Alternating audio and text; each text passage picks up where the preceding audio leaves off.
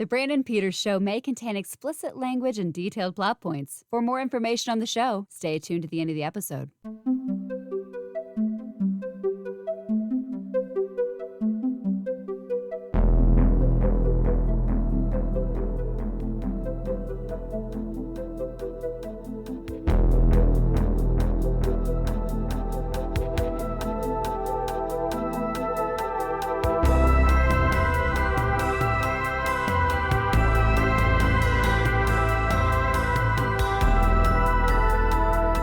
And now, here's Brandon. Welcome back to the Brandon Peters Show as we continue doing some fun horror stuff here for the month of October. And today's show features a discussion of the I Know What You Did Last Summer film trilogy. Joining me for this discussion, for an author, he's been on the show before. I'd like to say welcome aboard, Greg McGoon. Hello. And then sitting here waiting to be introduced. Say, what are you waiting for, huh? What are you waiting for, huh? It's, of course, Jessica Alsman from the Bob and Tom Show and our voice here of the show. Hello, the two of you. Hey. Hello. Let's get last summering here. As we know it, we all did. 1997's I Know What You Did Last Summer will be discussed. 1988's I Still Know What You Did Last Summer, and the straight to DVD I'll Always Know What You Did Last Summer from 2006. Had you two seen all of these before this recording? Yes. Okay. I discovered I didn't know that there was a third one, nor was this considered a trilogy. And I still don't consider it a trilogy just because it has summer in the titles. But I discovered it during COVID, the third one. The first two I did see in theaters. Okay. And Jessica, what was your... I saw the first two. I remember the first one was in theaters, and then, which I was really young, but we had a parent that took us and it was cool. Mm-hmm. So thankful. And then the second one, my mom and I got on pay-per-view. Oh, okay. Watching. So she always loved the scary movies. So we watched them together, and nice. Yeah, it was great. The third one, I had no idea anything about it. I was trying to guess the title without looking. And I'm like, what is it? I will always know what I still know from that last summer. I had no idea what it was about until you sent me the info and I looked it up. I'm like, 2006? I'm like, where was there news about it? No. Nothing. And then when I was looking, I found a series on Amazon Prime for I Know. Oh, I did watch that. Oh, yes. I'm going to touch on that at the end. Okay, great. I was hoping you guys could fill me in because I'm like, do I need to watch this? Is it worth my time? I was going to bring up the show at the end. Yes. But I didn't want to make anybody and it's very its own too. But so I saw the movie back. I was a super horror fan. Scream revived my, just kicked off a whole nother. I'm a slasher guy. So the slashers were back. This was the first one to follow Scream. It was something rushed. It was written before Scream rushed into production. But I was there opening night Friday. I was there the following Sunday. The same Sunday that weekend. I had a lot of times where I would go, especially with horror movies, I'd go with my horror crew. We'd go on Friday night. And then for some reason, Sunday night, I had friends that would go, and I'd be like, I just tag along to go see movies again. I don't know. I saw a lot of Sunday night movies back in the day. I don't know what, but this one I saw twice. And later on in this discussion, we'll get to my third viewing of it in the theater. So I saw this one 3 times. The third one, a very notable moment in my life. I teased my listeners about it before ending last week, and I promise I'll get to that story as we discuss. I don't want to jump off a movie discussion with a Brandon discussion. No. So the boy and girl are making out, right? When they hear over the radio that this lunatic killer's escaped from an insane asylum. That's not the way it goes. The boy goes for help, and the girl stays in the car, and she hears this, scratching sound. No, he's been decapitated. No, he was gutted with a hook. What's wrong with you? Watch out! Oh my God. God. I think he's dead. We can't just leave him here. Oh, tell me, little Miss Pre-Law, what's the charge for manslaughter? We make a pact. Right here and now we take this to our grave. For the last year, 4 friends have kept a secret. Are you on drugs? No. Well, then what is wrong? I've had a rough year. But not all secrets stay buried. Somebody sent this to me. Oh my God. Someone knows. I know what you did last summer. Ooh. What they thought would be a new beginning Toast to us. is becoming a dead end. Somebody tried to kill you last night. We have to go to the police. If he wanted me dead, he could have done it. And the mistake they made It was an accident. There was no accident. It was murder. What if he's still alive? Hey! What are you doing here? is coming back to haunt them. Oh my God. He's after me, too. I got a letter. I got run over. Helen gets her hair chopped off. Julie gets a body in a truck, and you get a letter? That's balanced. She's waiting for us to unravel. The wait is over. What are you waiting for, huh? What are you waiting for?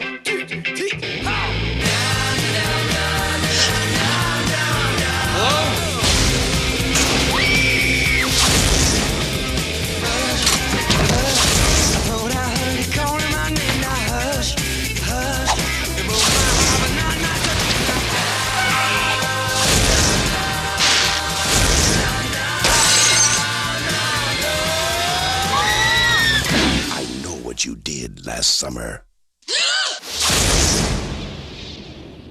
So this movie is directed by Jim Gillespie, written by Kevin Williamson from the novel by Lois Duncan, starring Jennifer Love Hewitt, my like high school crush of celebrity that, yeah. Sarah Michelle Gellar, another one up there, Freddie Prinze Jr., Ryan Phillippe, Bridget Wilson, Sampras, Johnny Galecki, Anne Heche, and Muse Watson. About 4 young friends bound by a tragic incident are reunited when they find themselves being stalked by a hook-wielding maniac in their small seaside town. So if Halloween brought Michael Myers back, or like that type, that it was the Halloween of this era, I called this one the Friday the 13th. We had our Jason, the bigger hulking guy. He had a hook, not a machete. I threw that. That was my teenage Brandon. Like, this is the new Jason guy. Yeah. That's what I said coming out opening weekend. But The Fisherman. the Fisherman. Yeah. That Doesn't hold up like Jason did, though. They all talked. All them killers in the 90s. Chucky fit right in when he came back with Bride of Chucky the next year. Oh, So- now you say that though, I never see like T-shirts with the fisherman on it. You know, it's always Oh. Ghostface and all the Because- other yeah. guys. You don't see the Parka killer either. It's a shame. Or the fencing mask. We don't get those. No Valentine's. They didn't- I was about to say Valentine's Day. Yeah, they didn't. Well, the fisherman outfit is kind of, I mean, a little generic. I mean, you could go with a lot of different movies for what that would represent. But also, let me tell you a story. It's called, like, I mean, jumping a little bit ahead, but people in the summer are not going to be strolling through the streets in 90-degree weather on the 4th of July in fishermen's coats and hats. Right. Even if they're in a Oh. fishing town. Even if they're in the fishing Even town. in a fishing town. So right there, this movie is interesting. The setting of it, I think, like the I don't know. I don't even know where to begin on that one. But nobody's strolling around town in a fisherman coat and hat, full done up on the 4th of July. No fisherman that I know, and I've actually met some fishermen, would like voluntarily choose to wear that as daily garb beyond their boat. But Right. if There's the no only- rain coming, so what's if- the point? If the only fish they're bringing in town is red herrings, I believe it. Oh, That's- Oof.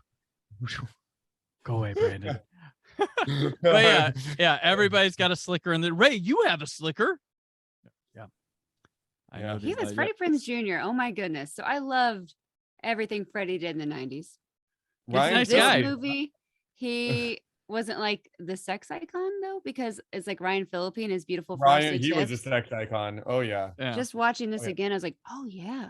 Ryan Phillippe, that God. temper. Oh, but I Yeah. loved it. And you know Oh. what? That's good acting compared to the bad guy in the third one that we can talk about when he's like, oh yeah, Oh what yeah. are you Cole. doing? Like, at least when Ryan's flipping out, he's kind of funny, angry. yeah. So you kind of, it's charming. And then I He's don't think he's believable. overacting either. It just Right. Yeah, no, he's good. He's an interesting like cog in here with the three of them. Yeah. And I always thought it was funny when Hayden Christensen got cast as Anakin Skywalker. I'm like, so is this like, I don't want to pay Ryan Phillippe, but I'll get someone who looks just like him type thing? Because I thought Hayden Christensen 2002 was like, is he going for a Ryan Phillippe type for Anakin? I don't know. You guys don't agree? Phillippe had done it, but I like Hayden Christensen, but I think Ryan Phillippe as Anakin would have been a nice casting choice. Huh. Gotcha. Interesting. don't want Give to me pay that- Ryan. So they that- got, Plan B. Yep. Hayden. Plan B Hayden. I know they brought Jonathan Brandis. Keira in. Knightley was in those movies as Natalie Portman's other. So Exactly. Oh yeah, yeah. And Rose Byrne. That was Plan B. Yeah. Keira Knightley was Plan B. Natalie Portman. So Yeah. Rose Byrne at the beginning of Attack of the Clones. yeah. She was So there. you know what? Didn't realize So there's nothing wrong being in a Plan B. It just took you longer to, As we blossom. talk about Plan B Scream. I know you did last summer. You're right. That is true. But yeah, like Melissa Joan Hart was the one they wanted for Julie James, and she said no. Oh wow. She didn't want to be in Plan B Scream. That was it. So we went again to Party of Five for a final girl with Jennifer Love Hewitt. And I don't think Lacey Chabert ever got a slasher though. No. Just but, Mean Girls, which ended up doing very well. Mean but- Girls, Yeah. and then playing Jennifer Love Hewitt in Not Another Teen Movie, or basically Oh, Jennifer Love right. Hewitt. Yeah. Yeah. So What network was Party of Five on? Was that Fox? Fox, because Okay. I had this horrible joke when I would go places during that time, and if we had 5 people at a table for when we were going to a restaurant and we had to wait and they put a name in, I put the name Fox in, and the person would come out and go, Fox, Party of Five, Fox, Party of 5. I thought I was funny. That's funny. And people would groan. But yeah, so that was a choice that didn't happen here. Jamie Blanks, the director of Urban Legend and Valentine, made an audition reel for this movie, but it was after the job had been. You can find on the Urban Legend Blu-ray that Scream Factory put out. You can put out. They put his reel for I Know What You Did Last Summer, his audition reel. They put together, really? but yeah, the director was already hired when the studio got his reel. And then Gillespie, the director, he only did ICU, like ICU, not the letters. It's a Stallone movie that later got called Detox. It's like really his only other credits, but yeah, it's another hot. I think the thing with like Scream, they thought, oh, people know these actors from stuff and they're in a slasher, so we should get more people know. Hot teen actors, which in the 80s they had those, but they were taking like people who were like guest stars on like Family Ties or something and putting them in slashers rather than taking the A players from those and putting them in movies. So you get Party of Five, you get Sarah Michelle Gellar. Buffy was the same year as this, I can't recall what Freddie and Ryan Phillippe were doing at the time, but I mean, it was Wing Commander after. it was after. Then I can't think of it. Yeah, because Yeah. I I love wanna the whole say Matthew Ryan Lillard. was And... doing soap opera or something. Like he Hmm. had like he was just like the hot guy. Ryan Phillippe, he had like appearances as like the hot guy and things. Mhm. And then Freddie Prinze Jr. was just kind of a up and comer. Yeah, this might have been his like first breakout one. Yeah, I think it was a breakout. yeah, his dad was a famous like singer, right, or something. Comedian? Was he a comedian? Comedian. Oh my I don't gosh. think it was. Can't remember. Maybe just an actor. Maybe it was Yeah. And something. he was in or a- maybe it was an actor. Yeah. Comedy once. So Before we dig more in the movie, did anybody read the book before? I never had. No. Okay. I didn't either. Didn't know about it. Okay. He is a comedian. All right. Oh, okay. Comedian. There you go. Oh, look how charming he is. Oh, His father? yeah. Oh, Got a sweet mustache, great hair. that's fun. I like that for him. Yeah, true. I just like. I adorable. just think it's funny that like Freddie Prinze Jr. is still married to Sarah Michelle Gellar. Love Mhm. that for them. And then Ryan Phillippe was with Reese Witherspoon, and then like Sarah Michelle and Reese Witherspoon did Cruel Intentions together. It was a very incestuous time back then with like movies and overlapping stars and love, and yet like it's sustainable love that like happened between everybody. So Yeah, and the what is it? The studios didn't have to stage it like they did back in the 30s and the 40s, like faking it out just to get publicity. Right. that's true. Right. Yeah. Freddie and Sarah was genuine, and they're Aw. from what I know, they're very good people. One of my friends when I was in Los Angeles, she was from Japan, and they had like they did stuff for them all the time. Like she went over their house all the time and stuff, and they went to ball games and things, and like there's this group of Japanese people that came in. I don't know what it was, but then I guess Selma Blair's currently on Dancing with the Stars, and Sarah Michelle Gellar's in the audience watching her all the time because they're like legit friends. So I don't watch it, but I was told that. So It is nice to actually hear. Yeah, people are genuine. They actually like each other off screen. They stay friends for ever. Nice BFFs. Yes. So with the movie, did you let's look at the mystery of this movie. When you first saw it, you probably saw Scream first. So, and I showed this to my son for the first time when I was watching it for this.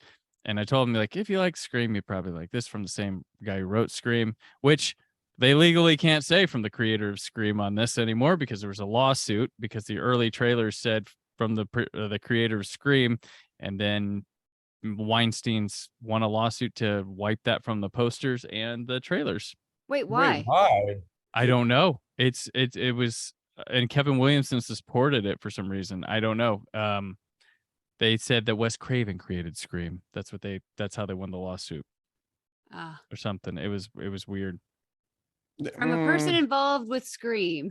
Yeah, I mean, but then like you did say earlier, and he wrote it before Scream couldn't sell it, and then wrote Scream, and then they were like, you have something else, we'll do it now, because Scream was so successful. He was so everywhere. technically Scream is from the creator of I Know What You Did Last Summer. Ooh, That's true. Oh yeah, they could have put it that way. Yeah. Yeah, people would be so confused, like, huh? But it would be legally correct. Yeah. So I'll watch it with my son, and he was like, he was thinking, like when I did, it was one of the teen characters did it somehow, some way. And I think I was like down to it, like, oh, this is gonna be lame. It's just gonna be the Ray guy who we thought it was the whole way. And it's not. It's just a legit, there's a bit of a convoluted thing. So like there's this guy, his daughter dated a guy he didn't like. His daughter died in a car wreck. He didn't like that guy, so he went to murder that guy who was going to commit suicide anyway. And they hit him after he was leaving from murdering the guy. And that's the guy who's come back to Know What They Did Last Summer. Even though the body of the guy he murdered was found, they thought it was that guy. That's the mystery of I Know It. Wait till we get to when Greg and I touch on the TV show, if you want convoluted. I was going to say, wait a minute. I thought that the guy actually did kill himself. So Ben Willis did, in fact, murder. Yeah, that's what I got from it. Ben That Willis guy? murdered that guy and was leaving from murdering him. They hit him with the car, dropped him in the water. He left because he was still alive, but the body he killed was still down there. And that was the one that surfaced. And the reason it didn't look like any foul play, like a car hit him, it's because it wasn't. Because it was, planning to commit suicide. So, yeah. And Ben Willis could go around living his life. And he's not missing. Yeah. True. Yeah. So that's but he decided to wait a full year to retaliate. But Greg, do you remember any suspects when you were first watching it that you were like, what is going on here? And Scream had 2 killers, which was like, is that going to be a thing with this guy writing it, or? Well, okay. So after first watching it, I mean, I did not anticipate it being the man that they hit with the car. Mm-hmm. I did not like go, oh, it's totally that dude. But I don't know. I'm trying to think of who I like thought it would have been. I mean, I liked the idea of it maybe being like a friend of, but they killed that Max character off right away. Right. So like, you Which knew in the that theater I yelled, David, because of Roseanne. Roseanne, Oh, no. Yep. which again, I don't really understand what the fisherman's like MO really was in this, because he just was like, I'm just gonna kill, especially in the second one, but we'll get there later. It's just like, why kill Max right away anyway? Like, it just felt weird to just kind of have other than the trunk scene, which is the greatest magic trick of all movie history. Which we can get to in a bit, because that is in my notes of like, yeah. If they put a 5 hours later card on it, it makes sense, right? Well, yeah, but they didn't even have a tarp. There was no like, right. I framed that. There was no tarp, and it's like I put like one like bag of like something from a project in my trunk, and it takes me hours to clean out, and there's like residue and all that. You're telling me you put a body in there with a shit ton of crabs, and you got that out within 15 minutes and got it in there within 15 minutes, and there was not one sign of water. You vacuumed it out. Like, I mean, sorry, Donnie. I've been extra on edge. He just popped in, Stark. Sorry. Oh, it's good.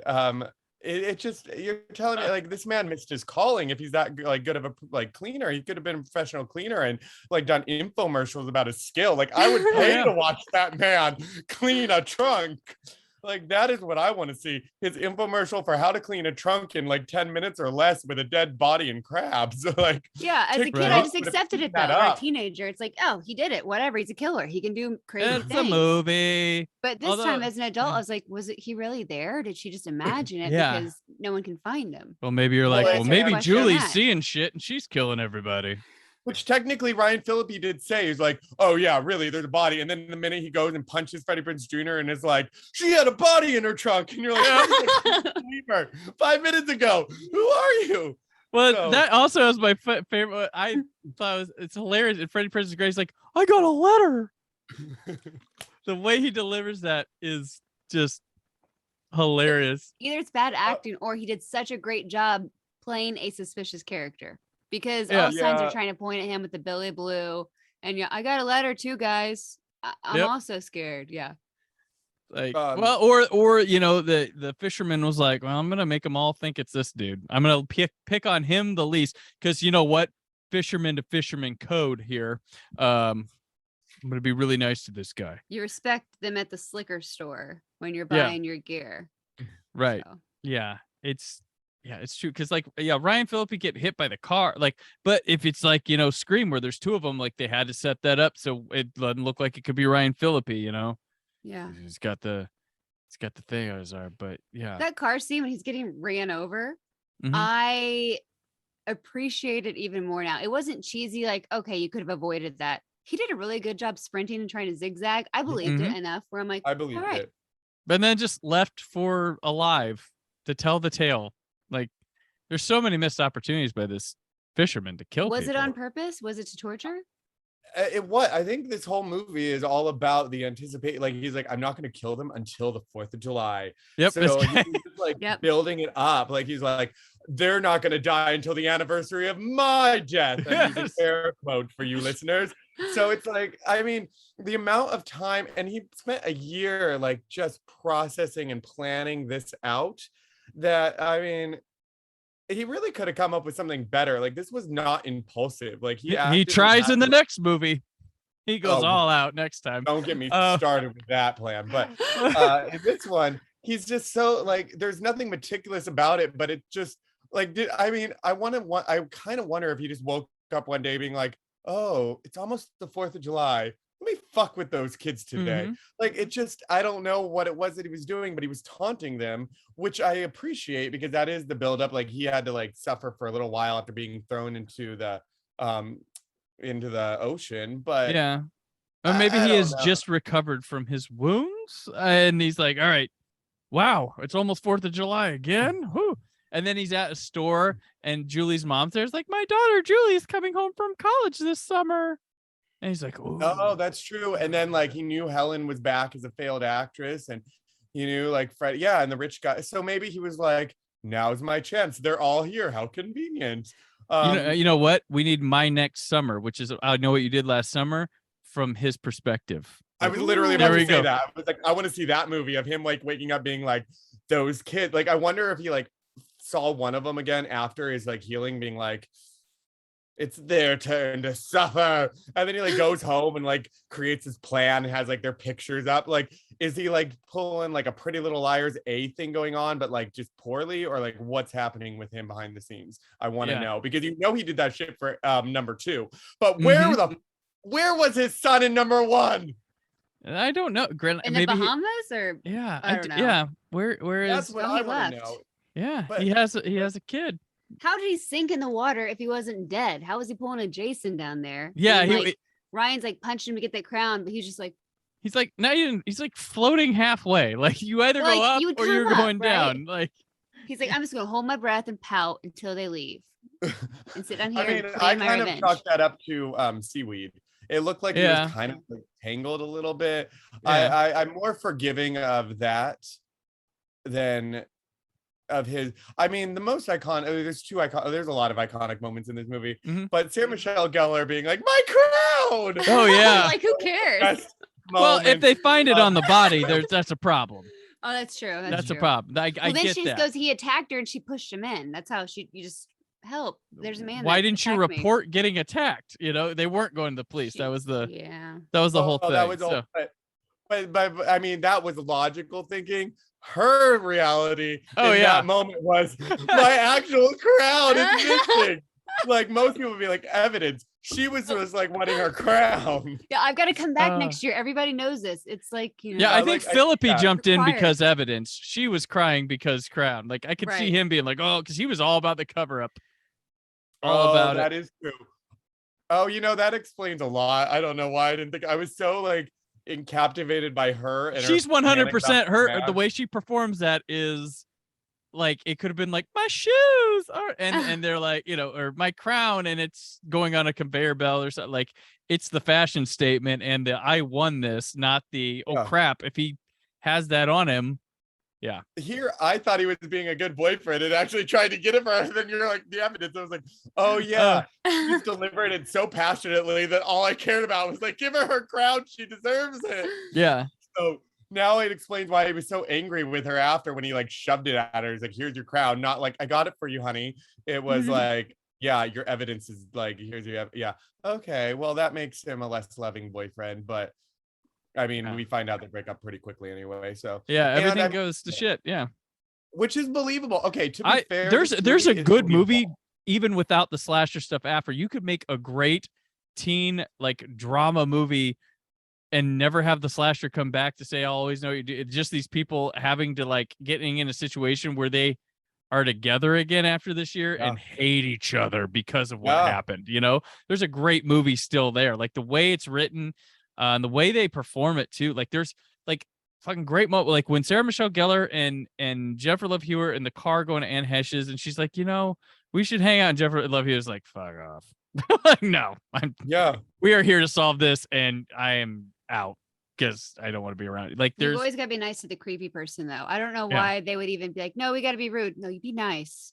Yeah, but also, why was she so aggressive returning those cigarettes? That is one of the all-time movie mysteries to this day. I wonder when she runs to their car and slams on the window. You forgot your cigarettes. It's one of the best jump scares of all time, though. And when I'll get jumped to it when she just bangs on the door. I was watching it. I knew it was coming. My son jumped out of his seat.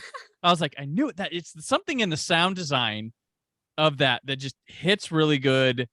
And Anne Heche kind of like blends in with the background too. Like she's in this dirt and it just blends in. So when it happens, you see her, but she clearly comes in before you even hear a boom, boom, boom. But you can't. She's almost camouflaged. Like it's she's sick. Your car was working this whole time. You lied. Yeah, but like, yeah, it was. But like, if you're gonna come in that hard, like it just was like boom, and then. You can't forget your cigarette. It was just such a like what like I just want to know. I want to see all the other takes and like to figure out like if they just put that in there because of the reaction, or if she did like a calm like tap, or like was it always intended to be an aggressive like I'm gonna pound on the window, because I'll never understand why. Like who goes up to a car and just slams? Well, you know what? I think she thought they were fucking with him a bit, fucking with her a bit too. So she decided to go, okay, assholes. I think she might have thought that too, because she's kind of devious, and they present her in this like we just landed on the set of the Texas Chainsaw Massacre way. And I will say though, I always I have a lot of respect for Anne Heche, the performer, as a lot comes from this movie because she's given this small 2-scene part, but she is fully committed and like unforgettable in this role. This is one of my favorite performances of hers. And I think it's great because anybody else, oh, we need a big name, pop in, blah, blah, blah, blah. And I've seen a lot of slashers where they do this, but she is fully in character. Like you were like, oh, maybe I should put her on my suspect list. Which I think Maybe, I did because of that. I'm like, well, they're introducing her for some reason. She's got a She's creepy. believable accent. She's got just her face. Like she is really involved in this small role. And that's a sign of like like true professional. Just this thing, like she is just one of the best things about this movie. And she's probably in it for 2 minutes total. Like, but she's so sympathetic when like they leave and she's like, you don't want to stay for tea, I don't get many knocks on the door. I'm like, oh my god, I want tea with you, Annie. yeah. Well, when she talks about Billy Blue too, and just like it's heartbreaking, but she's scary and then she's dirty, and it's incredible. And it's not only like, you know, it's a small role, but it's a small role in like I Know What You Did Last Summer, but it's an elite kind of cameo that really works for me. That I've always been like, wow. And I don't like, I think it was a surprise to me when I first saw the movie because I didn't remember the trailer enough to remember she was in. I'm like, oh, she's in this. Like when I first went to see it, I was like, was she in the trailer? I think she might. Yeah, they had something. I think they had the window smack in the trailer. But back then we didn't watch trailers on the internet 80 times, and you'd see if you might have got lucky and it screened for something. You probably saw a TV spot, but like people didn't study and hold on to what they saw in trailers a lot back then too. So, I think she did show up in the trailer. But yeah, she's an awesome part of this movie that really helps add to it. But Greg, you talk about like memorable, iconic scenes. Like, I'll jump to the Sarah Michelle Gellar's death scene, the chase, everything about that is one of the best in slasher movie history. It's lengthy and it almost it kind of kneecaps the finale because nothing in the finale is as good as her chase. No, except for her actual death, which is infuriating when she's like, I'm just going to casually just stand here 20 feet away from this parade by these tires. Like, why not just, like, even if you're the most extreme introvert, that would be the one time you're like, people! Like, you run out and tackle that marching band. And be like, all I would have done is I would not have stopped until I am like in bear hugs by people. Like what? Like, I don't care. Like, and I hate a crowd unless I'm like mentally prepared for a crowd.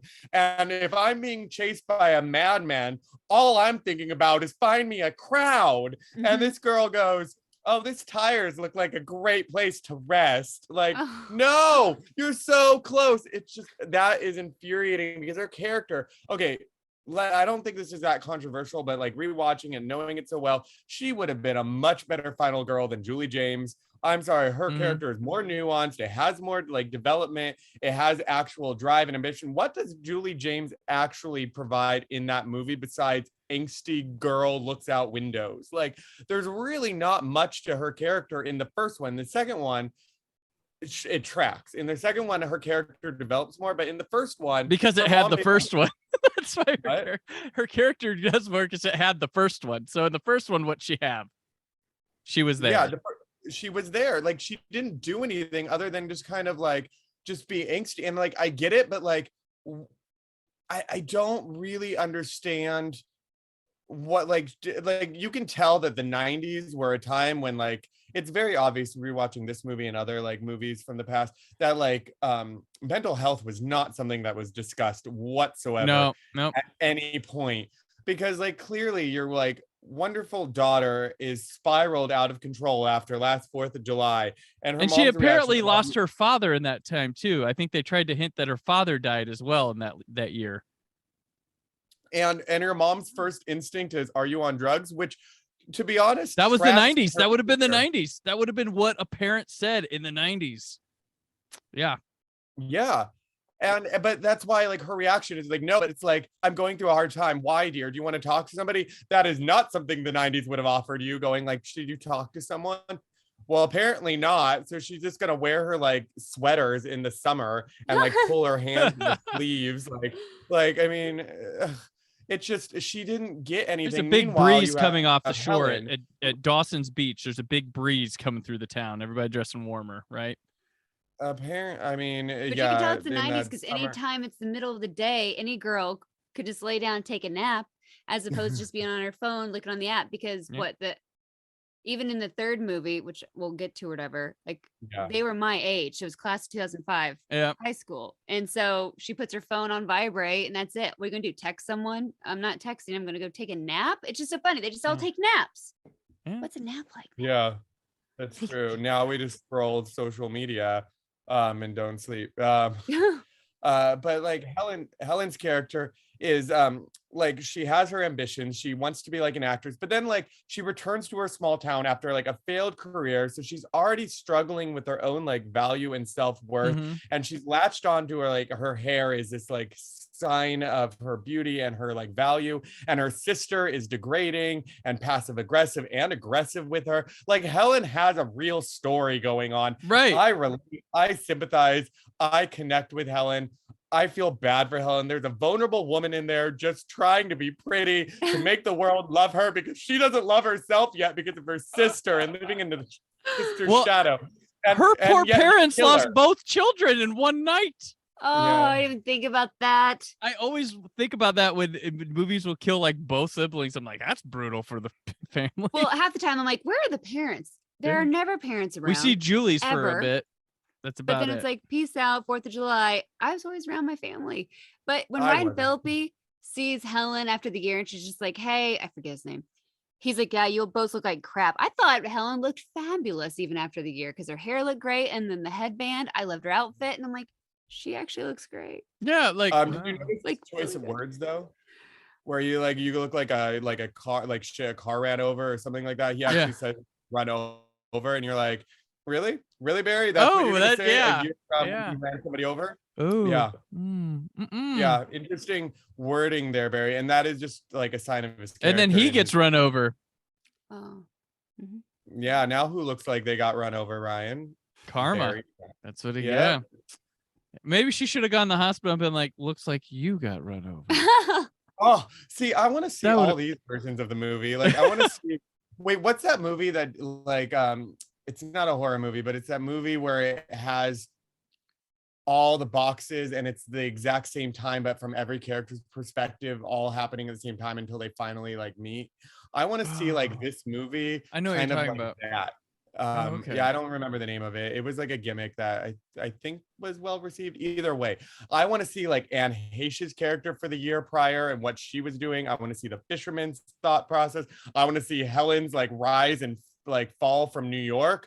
Like, I mean, she was giving me like later like Sharpay from Disney Channel vibes of like High School Musical of like going off onto the New York scene and like failing. I want to see all those stories come to life, but like Julie has no story other than like I'm just going to go into a depression, which is totally fair, but just poorly executed.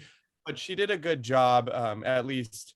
I mean, because I think this works because it's Jennifer Love Hewitt. I think the director and everything takes a lot for granted because she is such a strong presence and personality as herself that in the beginning you just know all about her just because of that smile, just because of her bubbliness. You fill in all the blanks even though they give you nothing. They give you blanks, and that's part of the thing with her. And I think the idea is like, oh, this was going to be this was a straight A student doing great, and now she's having to take summer school and college, looks like garbage, and that's her story. And there's a story of redemption for her is, oh, we didn't kill anybody, and the guy we were trying to kill killed somebody and was bad anyway, and that's supposed to be her redemption because she never wanted to go along with anything else and gave into peer pressure, and that is her redemption through that. But that's her going through the plot of the movie rather than being a character too. I mean, that's the thing about, well, and that is true to say about Sarah Michelle Gellar, even though her character was more developed written in somebody else's hands, that could have come across as a very shallow kind of pathetic, empty character. Yeah. And she brought, like, I mean, I'm trying to defend Helen. She deserved much more. Like, she deserved her New Yeah. York career. Well, watching yet, it this time, I was like, yeah, this could have been about Helen. Like, this really could have been about her. Yeah, it should have been. Like, she came back after, like that makes complete sense. She like left town, which during like trauma and PTSD of like, okay, we covered up this potential murder or whatever ended up happening. But that's true, they didn't kill anybody. They threw him in the water, and then whatever happened next happened next. They killed a killer is what they did. And yeah, but either way, at the time they didn't know what was happening. So like Helen, like, people handle trauma in different ways. We all know that. We're not going to get into all that, but Helen is like, I'm going to distract myself. I'm going to go and I'm going to keep going with my dreams. I'm going to go to New York. And then it didn't work out. Think about the weight of all that, having like seen the big city, having gone after your dreams, realize that you may not be as impactful and as grand as you thought you were in your little town, only to have to return to your town to be reminded of this dark secret you've been holding for like so much time. Like, that to me is more interesting. However, with that being said, then they missed an opportunity of like Julie losing her father and like just dealing with like one hit after another after another after another. They kind of downplayed all that and gave Helen more of the weight to it. They wanted Julie to just be the clue finder mystery thing, and then, well, I guess that'll be our lead, the person that does straight detective work with no background or anything like. But yeah, no, Helen. I think the problem with the script and stuff, they want Helen. They want you to see like Helen and Ryan Phillippe Barry are. Their reasons for everything are vanity reasons why they want to cover it up. Ray's is more, well, they'll just pin this on the poor guy that lives by the docks type thing, and it's a classicism thing. So you can get behind Ray's, but her and him, and she's like, well, I want to be this beauty queen out here and this model, all this stuff, and he's like, I'm gonna be a football player in LA, and that's why I'm doing this, not for any sort of other reason other than their own personal gain that they think will be taken away with it. And I think that's why the script is trying to say, hey, no, but looking back on it years later, we can forgive a Helen for like that. We can understand, and see her grow and stuff. But back then it would have been like, oh, look at the vain girl. And then, but then she, like, the problem is they set her in a situation where you feel so sympathetic for her right when you see her at the store, at the department store. And you're like, oh man, poor girl. And you can really see that she has struggled and learned, like, just from her dropping that stuff. And it's Sarah Michelle Gellar's massively talented and never really got used. Well, I mean, she's in plenty of high profile things, but I feel like bigger names should have knocked on her door more often. But it's kind of thing. And then Bridget Wilson, they try to set up as like a killer, and it's like, I don't know that I never really thought about her. No. Like I'm just so jealous of my younger beautiful sister that I'm going to. Well, they film her peering in the background while they're having conversations. It's like loud conversations with each other. But oh, she's just judging though. She's like, she is, but I think they're trying to throw her as a suspect in there too. I just realized Julie and Ray are the only ones that actually did research to try to find out who the person was that they thought they killed too. Right. Yep. So because he goes and actually talks with Anne Heche's character. Yeah. Where he would show up in the Anne Heche box in Greg's movie with all the boxes. He would, Freddie Prinze and Anne Heche would have a scene at some point and walk away. I would love to have seen that one when he comes up and I'm Billy Blue. Like, I would have loved to have seen that. Like,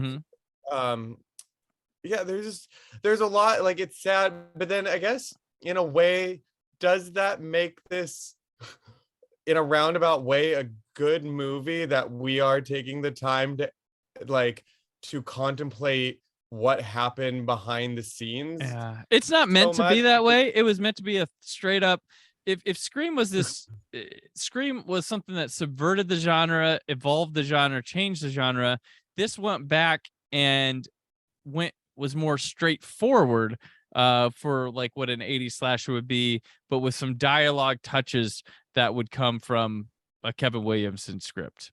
Because I mean, Kevin Williamson now is like, I currently don't know he's still working on stuff, but back when he hit, he was in a league with like Tarantino, Whedon, Kevin Smith. Like, he changed the way characters were written in movies. Like, he was one of that group, like Linklater, stuff like that, that really evolved the dialogue and made people feel more like you knew him in the time when you watched a movie. He was kind of with that. He brought that to Scream, Dawson's Creek, he was always the Faculty, but his shtick was that was good. take X and make the characters like Breakfast Club characters. That was his thing. Like Scream was like Halloween with the Breakfast Club. Then there was the Faculty was Invasion of the Body Snatchers with the Breakfast Club.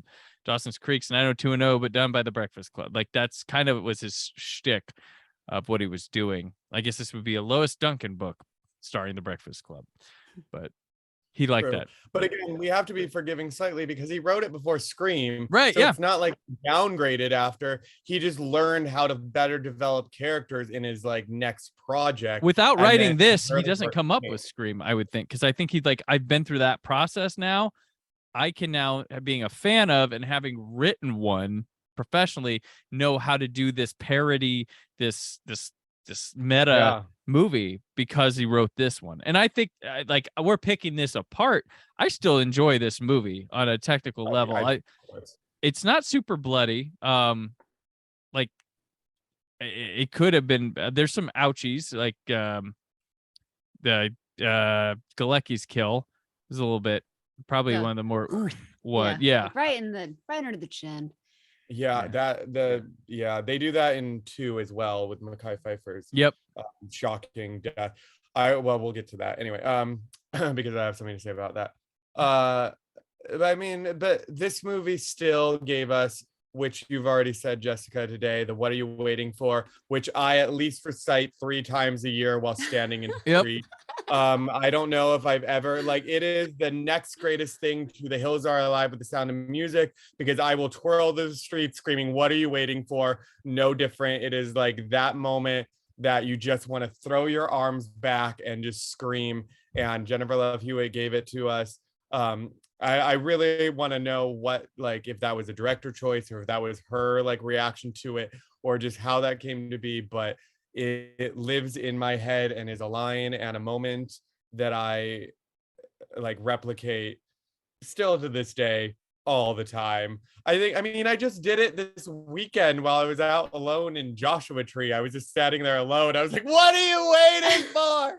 Arms back, like, I mean, and she gives it to us in the second one too. And all I want to do now, and after rewatching, is like all I do like a slow motion compilation of her screaming that with "I Believe I Can Fly" playing in the background. Oh my gosh. She just throws her arms back and screams, and she twirls, and I just want to have "I Believe I Can Fly" behind, like, at the backing track to her just screaming that. What are you waiting for? That, like, that passion that she has of just, but it's like not just the like screaming, it's the arms back and the head up. It's that's what I want, because in the second one she does it. The line's not as impactful as "What are you waiting for?" It's the syllables, which then I wonder if that was the inspiration behind Gwen Stefani's "What Are You Waiting For" song. Well, "What You Waiting For," but still, who knows? Either way, I love that song too. But that moment to me is, I'm trying to think of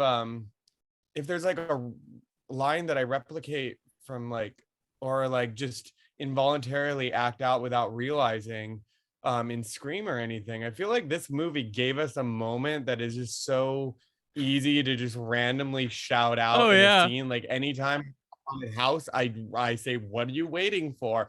But the way she does it, not just "What are you waiting for?" the way she does it. And I don't know if any other slasher movie gives us that type of moment where you just feel the impulse to just scream that. I don't know. We had back in 97, or when we were like, friends were starting to get licenses and stuff, and we would get in the car, "Welcome aboard, so and so." That was one we did. "Welcome aboard, Ray," because it was so weird. We'll get to weird Muse Watson lines in the next one, but "What are you waiting for?" It was GIF meme worthy before that was there.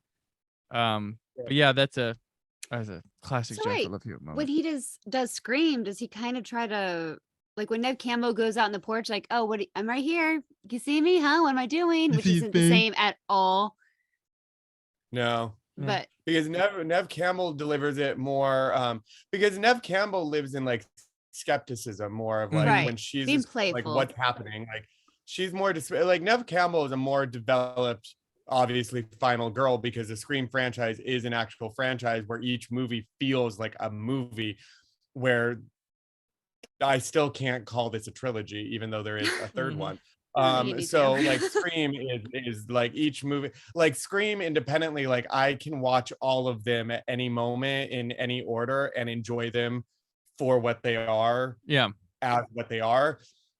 Other franchises still have like dips and valleys that I'm like dismiss. Like Halloween has some like take it or leave it moments for me. Scream, to me, every movie I can watch. I Know What You Did Last Summer, and I still know I can watch them both, have a good time. Although the second one's more rough than I remembered, and then the third one, it could have been good. It could have been good. Oh, could have been good. Anyways, but we'll get to that. All right. So there was an original ending to this movie that is now included on the 4K Ultra HD that just came out. It's Julie, instead of her being in the shower, Julie's sitting at her computer, and some girl, she's talking to Ray on AOL, and then some girl brings her a note that looks like, oh no, it's gonna be this, and it's a pool party thing. And then, but she looks over and she has a message from someone she doesn't know. She opens it up and it says, "I know what you did last summer." That's it. Or I still know. It says, "I still know." And I was like, that was lame. So no, the mirror thing is perfect. What they did was they went back to reshoot. They reshot it on the set of Party of Five and did that ending with the showers. Or they built a set on it was in the same place, so they didn't have to have her fly or go anywhere. They just went to the Party of Five set and shot that ending we got, which is a good like him jumping out of the mirror stuff, pretty cool. Yeah. And have you ever wrote on a mirror at a hotel, like when it's steamy after a shower, just basically calling out someone that's not going to clean the mirror, which whatever, but if you leave a message, it will show up, because I'm always terrified I'll see a message, whether it's gonna be a ghost or someone just messing with me. Gotcha. Now I want to do that in a hotel room. I'm gonna do that. It's gonna be my calling card. I still know.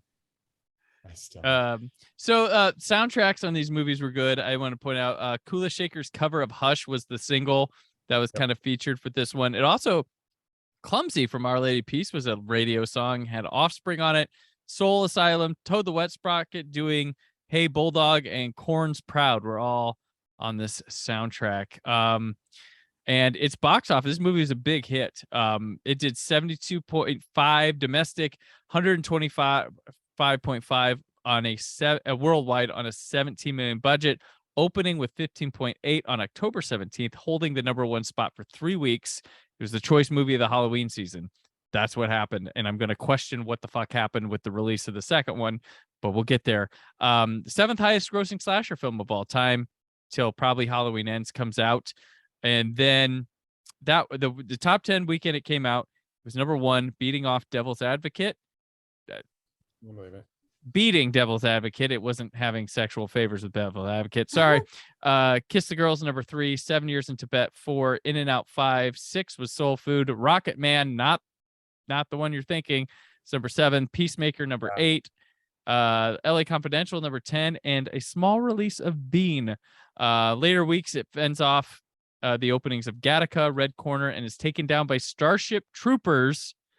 And then Bean surged wide and hit #2, so it dropped from #1 to #4, or #3, and its other week, and it stayed in the top 10 for a while. So yeah, it was a big hit movie. So I mentioned before, I have a story with this movie. The third time I saw it, before we moved to I Still Know What You Did Last Summer. So I saw it twice opening weekend. Had no plans of seeing it again, even though I liked the movie. I did enjoy it quite a bit, and 15-year-old Brandon, way more forgiving. And I brought up AOL for that other ending too. So, but I was an early person who used AOL, and you'd have chat rooms. I don't think we had an instant messenger yet at this point in '97. I don't know if it existed, but you'd talk to people. You could search profiles for people, and I would talk to like girls and stuff online from around the area, or this was before catfishing was a thing, so you didn't know. So I met this girl on Instant Messenger, or not Instant, on AOL. So with private chat rooms, and she went to a school on the other side of town, and we exchanged phone numbers, started talking on the phone a bunch. And so I was 15, and we decided we wanted to meet each other, go on a date, and it would be my first date ever. And so I was like, okay. And she wanted to see I Know What You Did Last Summer. And this was like in November, I think. I don't think, yeah, it had been, I think it was November. I was like, okay, so it's my first date, going to I Know What You Did Last Summer. And then we both decided, like, you know what? This is weird meeting someone from online. Let's each bring a friend. Not a double date, but a friend. And I felt like, yeah, because I could bail with, I didn't have my driver's license. So I asked my friend, or no, my friend got his driver's license, but he didn't have a car. And at the time in our state, you couldn't have someone under the age of 18 with you driving for like your first month. Yep. So I had, and he was my best friend at the time, and his mom, like, who I called mom as well. So it was like that type of thing. So they were going to drop my parents, my dad dropped us off at the movie, and we were meeting at the movie. And then his mom was going to pick us up like after the movie. That was going to be the whole date. And this girl I was talking to, she had her driver's license. And then I get in this whole thing with my mom being like, what does a 16-year-old want with a 15-year-old guy? She got a driver's license. I'm like, shut up, mom. I'm meeting a girl. And this is before you could exchange pictures. Not everybody had a digital picture that could, and I didn't have one. She didn't have one. So it's like, okay, let's do this. I'm gonna do this. And people at my school thought I was nuts for meeting someone online. Is how Lifetime movies start. This is 1997. So I'm Lifetime. So we go, and I get there, and I'm like, I just buy my ticket. I probably should have bought her ticket too, but our box office was outside, and this is November. So we get our tickets, we go in the lobby, and it's just sitting there. It was at the Holiday 6 Theater in Fort Wayne, Indiana at the time. It was a multiplex that doesn't exist anymore. And we're sitting there, and there's these two girls over, and that was not good prospects. I'm a 15-year-old boy. Okay, so looks are gonna play and I'm in 1997. Looks are gonna play a part. It's like, well, we could, we got to go through with this or whatever. And I'm like, and my friend's like, let's just go see the movie, dude. Let's just pass. I'm like, no, we should, because one was okay, the other was like, oh boy, and they were constantly at a payphone, these two, like. And I was like, oh, they're probably trying to call, wondering or something. It's like weird. I'm like, and I would feel rude. So I'm like, you know what? I'm like, dude, I'm going to go approach and talk to them. I go to start walking over to talk to him, and I hear Brandon from behind me. Are you Brandon? And I turn around, and I say, yes. And this girl was stunning. I don't know what this girl was doing, meeting a 15-year-old guy on the internet. But I was just like, are you, I'm not going to say names. And she was like, yeah, dude, hey. I was like, oh my gosh. And her friend, quite good looking too. They could tell they hung out. And I was like, oh my God. And so we hung out in the lobby, talked and stuff. And I was like, whoa, what happened here? And so we went and saw the movie, had a lot of fun. She's like, hey, do you want to go to like Midwest town? Do you want to go to Applebee's after? I'm like, is mom supposed to pick us up and stuff? But I'm like, yeah, I'll go to. And my friend's like, dude, here's the deal. So like, if my mom says no, you just go to Applebee's with them. I'll go. Don't worry. I'll just make my mom take me home. So I'm like, all right, okay, whatever. I'm like, well, this is so.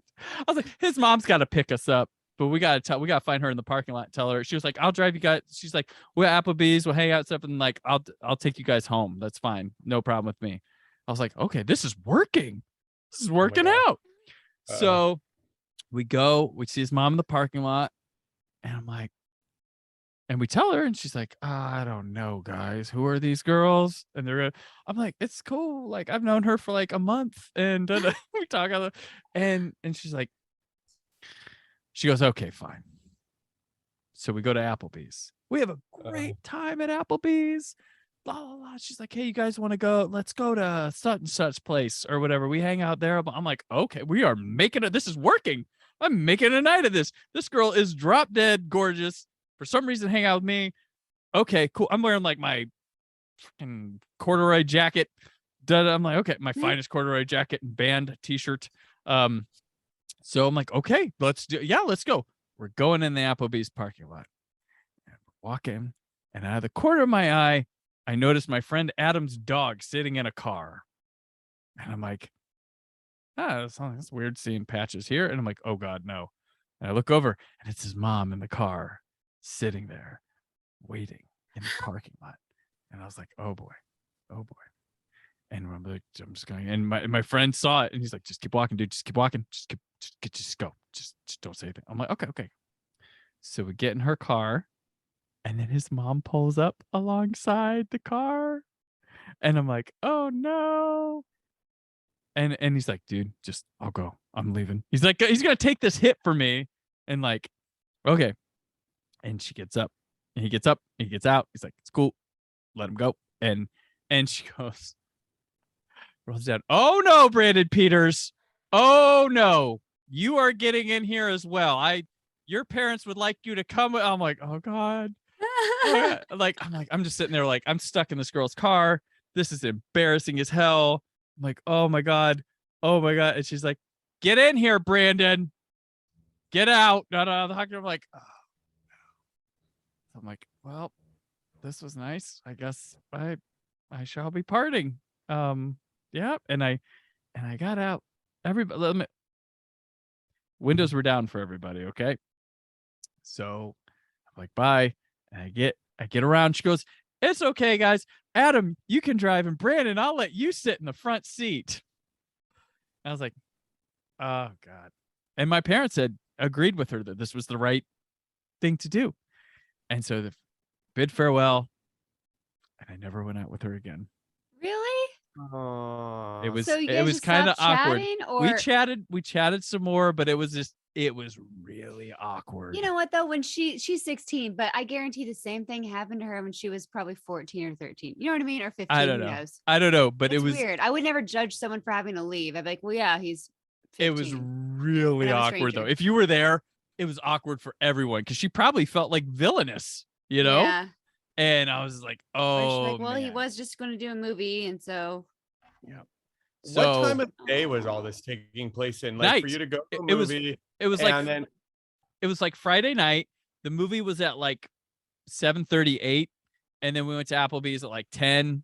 So it was like 11. So it's kind of late considering It you was didn't know kinda that. late. Where were you going to girl, go that's after? kind of late. Yeah, I guess so. It's like, I where are you mean- going? You got to come home. You're not spending the night with some girl that you just Yeah, met. I know. I mean, that's why I was like, if you're at 11 o'clock, that's not shocking that it Right. would be like, oh, rein it in, 15-year-old. Yeah. I mean, yeah. I mean, Yeah. I guess in the 90s anything went, but Yeah, Still. so that's what happened.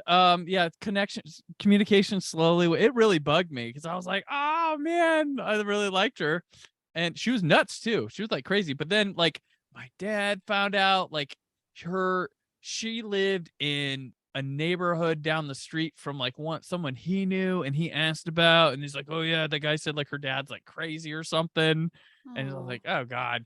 And then so I would later have some friends, girls I knew that went to school with her because she was a year older than me and these girls were younger. But like, and I told them this story about like, like, oh, well, I know her. And they're like, oh, wow. And I heard, so they told me that the night she graduated high school, there was like some senior party or something.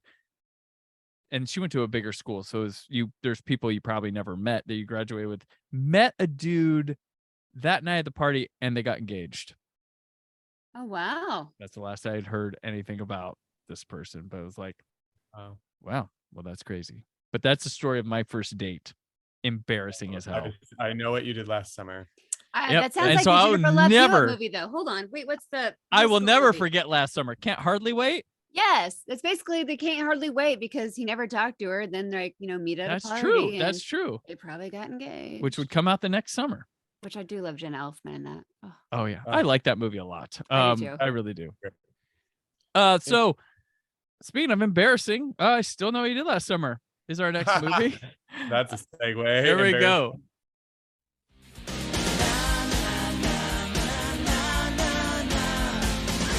Mark of the morning for Magic 96.7 radio. Oh my God. Yes. Just one magic. Yes. Oh, wait, quick, get away. After what happened last summer, We are going to the Bahamas. nobody deserves a vacation more than Julie James. We have arrived in paradise. And here, miles from civilization, To a great weekend. Yeah, to a great weekend for she's finally gotten away from it all. I should have changed that stupid lock. I should have made Julie the key. If I'd have known for just 1 second, you'd be back to bother me. Don't have the lyrics. Hold on.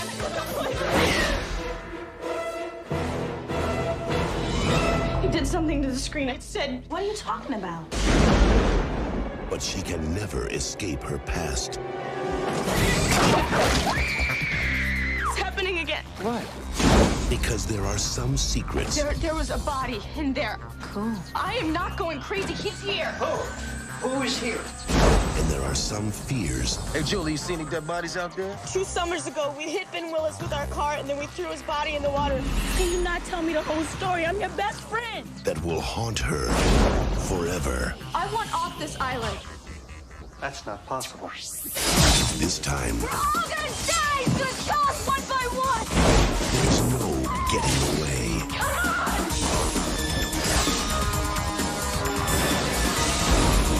Let it go! If you want me, Ben, come and get me! I'm right here! He's out there. I still know what you did last summer. Get hooked again. It is directed by Danny Cannon, starring Trey Calloway, characters by Lois Duncan, starring Jennifer Love Hewitt, Freddie Prinze Jr., Brandy Norwood, Mekhi Phifer, Jack Black. It's always a fun trivia thing to just make people go crazy. Jennifer Esposito, Matthew Settle, John Hawkes nowadays would be one to be like, what, he's in that? Jeffrey Combs and Muse Watson. So they got some horror credit, and they're like, we got the Reanimator in this movie. The Murders and Fish. it's uncredited Jack Black, uncredited. Oh, that's Jack right. Black. That's right. So even he was embarrassed of that role because well, look at the role they that was gave not- him. I mean, yeah, that does not fly today. I wonder what Brandy and Mekhi Phifer thought of his character in that movie. Well, you can see on screen some of it, I guess. But I mean, so in this one, the murderous fishman with a hook is back to once again stalk the two surviving teens, Julie and Ray, who had left him for dead, as well as cause even more murder and mayhem, this time at a posh island resort. This is the most elaborate, specific, expensive, and insane slasher killer plots of all time. I love it. So first off, find remote island resort that has a storm season around the 4th of July and will be only populated with minimal staff. Buy reservation for 4 to resort for off-season storm season. Buy plane tickets for 4 people. Enroll son in college, same college as Julie James. Hope he befriends Brandy and will be in her circle of trust by 4th of July weekend, and hope it works out that she would want him for Julie. Pretend to be radio station with Bahamas contest and accept any answer they give as a winner, and hope they don't look it up or tell anybody what the answer they gave was.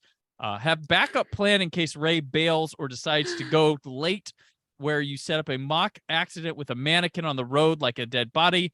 Attempt to kill him. Kill the minimal staff of the resort with your son until you can finally reveal yourself to Julie, mock her for all of this, and hopefully kill her. From the director of Judge Dredd. And the writer. I love it. So And the much. writer of Timon and Pumbaa on the Disney Channel. This is what God. This is the movie. brilliant. I think that's It's the movie I wanted to really- watch. Everything him planning, like you said before. You watch this movie, the first, and you're like, all right, and then you stop for a moment and think of everything that had to happen for this movie to work. This is like Pretty Little Liars, like level of craziness when it like spiraled.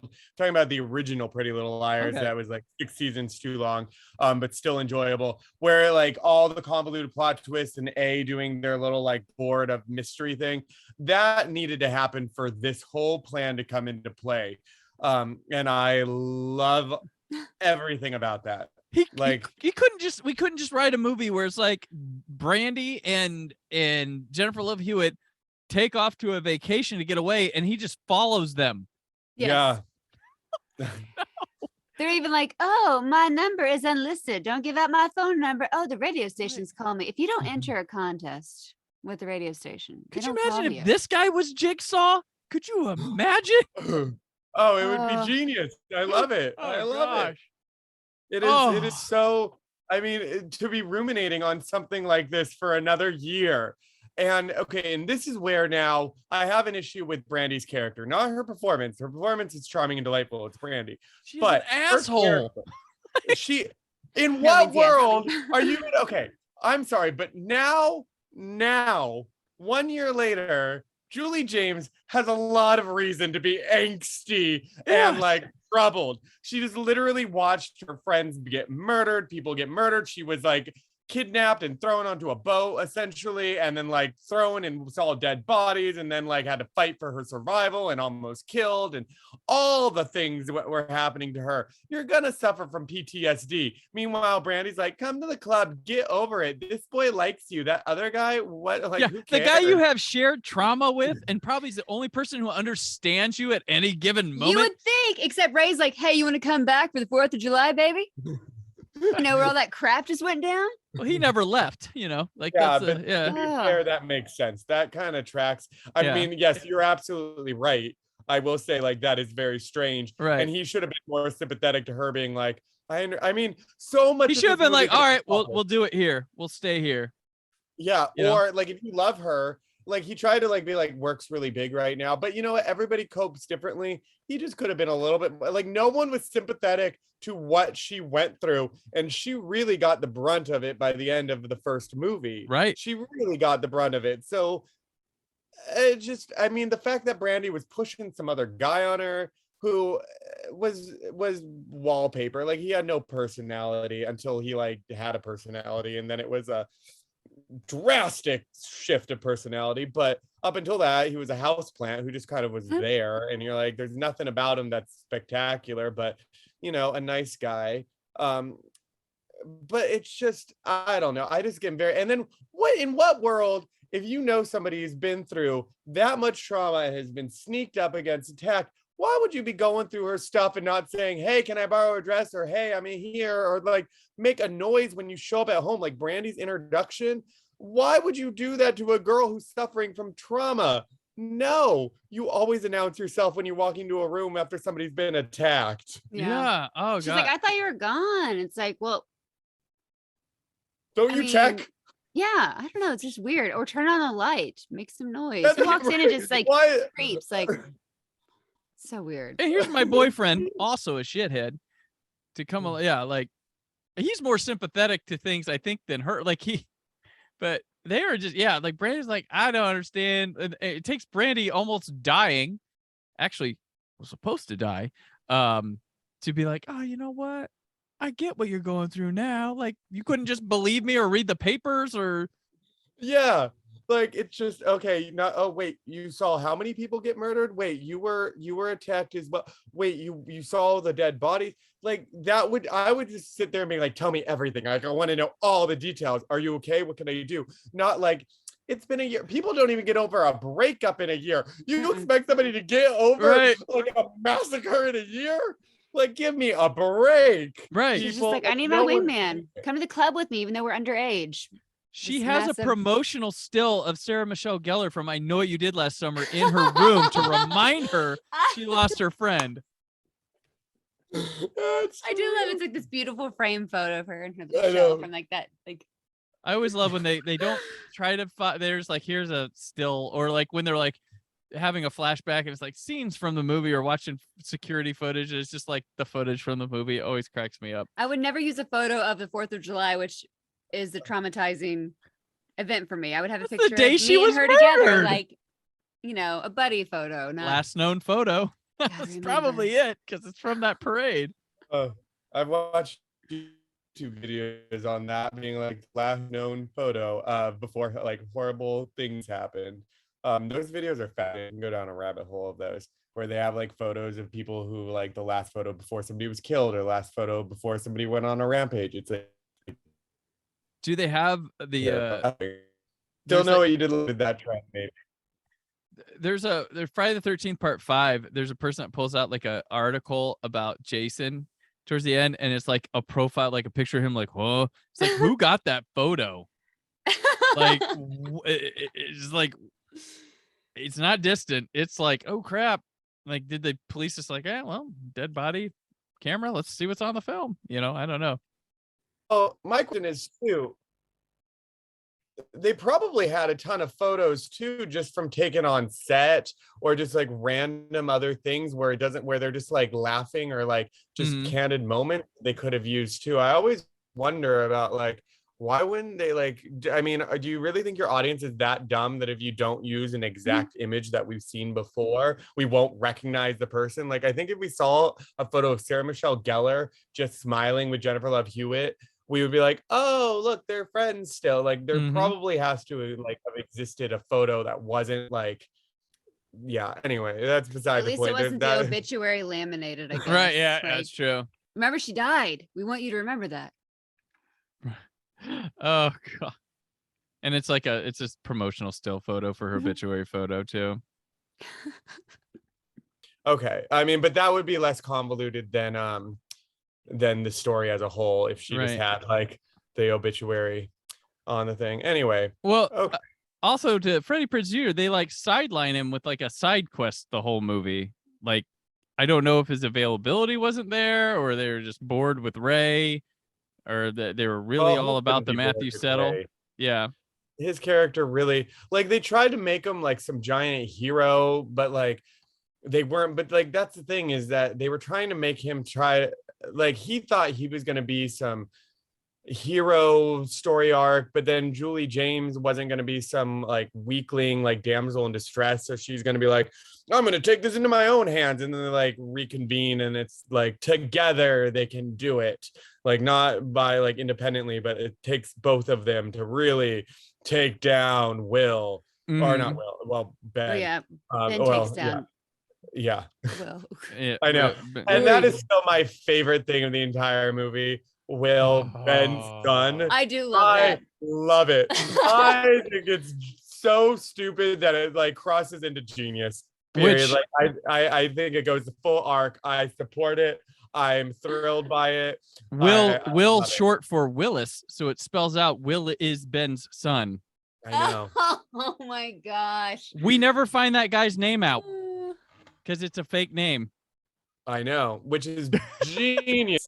It's so good. Will Benson, Willis Benson, Willis Benson. Like, it's so good. Well, and it's so, and Matthew Settle comes off as not performing, but like, okay, I watch those Scream movies and stuff and see how killers act at the end of those. Like, it's like we've gone through so many at this time that he's like, okay, I have to act like I do in those movies, because all of a sudden he has this like shift, and now he's like Timothy Oliphant in Scream 2, or you know, like, it's like you're doing someone else's thing right now, like not and because he had no personality before, right? Like Will had no, like Timothy Oliphant, at least in Scream, had a personality before. Right. Like, I'm not like saying that like this actor has no person. His character was so kind of like trying to be earnest and like humble and like, oh shucks, like it and then he was like, oh, now I need to go into Timothy Oliphant eyes and be like, and it just shifted his little gaze on her, and you're like, oh no. But like, is there anyone who ever watched this movie and liked this guy? Like, no, he's just like, oh god. And if she's got PTSD, she's not even like I would not be befriending people, I guess, if I was having trauma from like a murder. I would, or if anything, just close females, I think. I would be a little standoffish. Yeah. I This is a mean, movie for that cell strangers. phones would have solved too. Ray been like, hey, just Oh try yeah. attempt just made on my life. Think Ben Willis is alive, running late. I want to surprise Yeah. her. I know. Don't trying John to Hawk's adapt- like, John Hawk, don't tell her. Like, Yeah. I mean, think okay. It just the whole thing could have worked.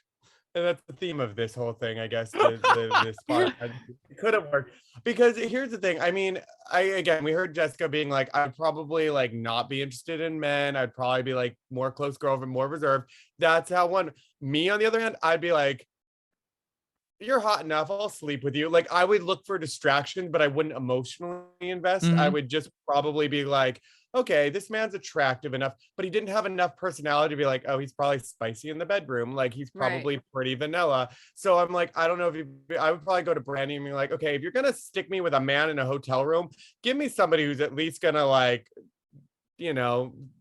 ruffle some feathers. Like, I mean, She friend zoned him right away because he's just so nice. Like, yeah. And yet he still wanted to go. It was just weird. Like, why would Will even want to? I mean, I guess I take it back. I'm sitting here going, I would have gone. I mean, if I was on a trip to the Bahamas with somebody who didn't want to sleep with me, I'd be like, why not?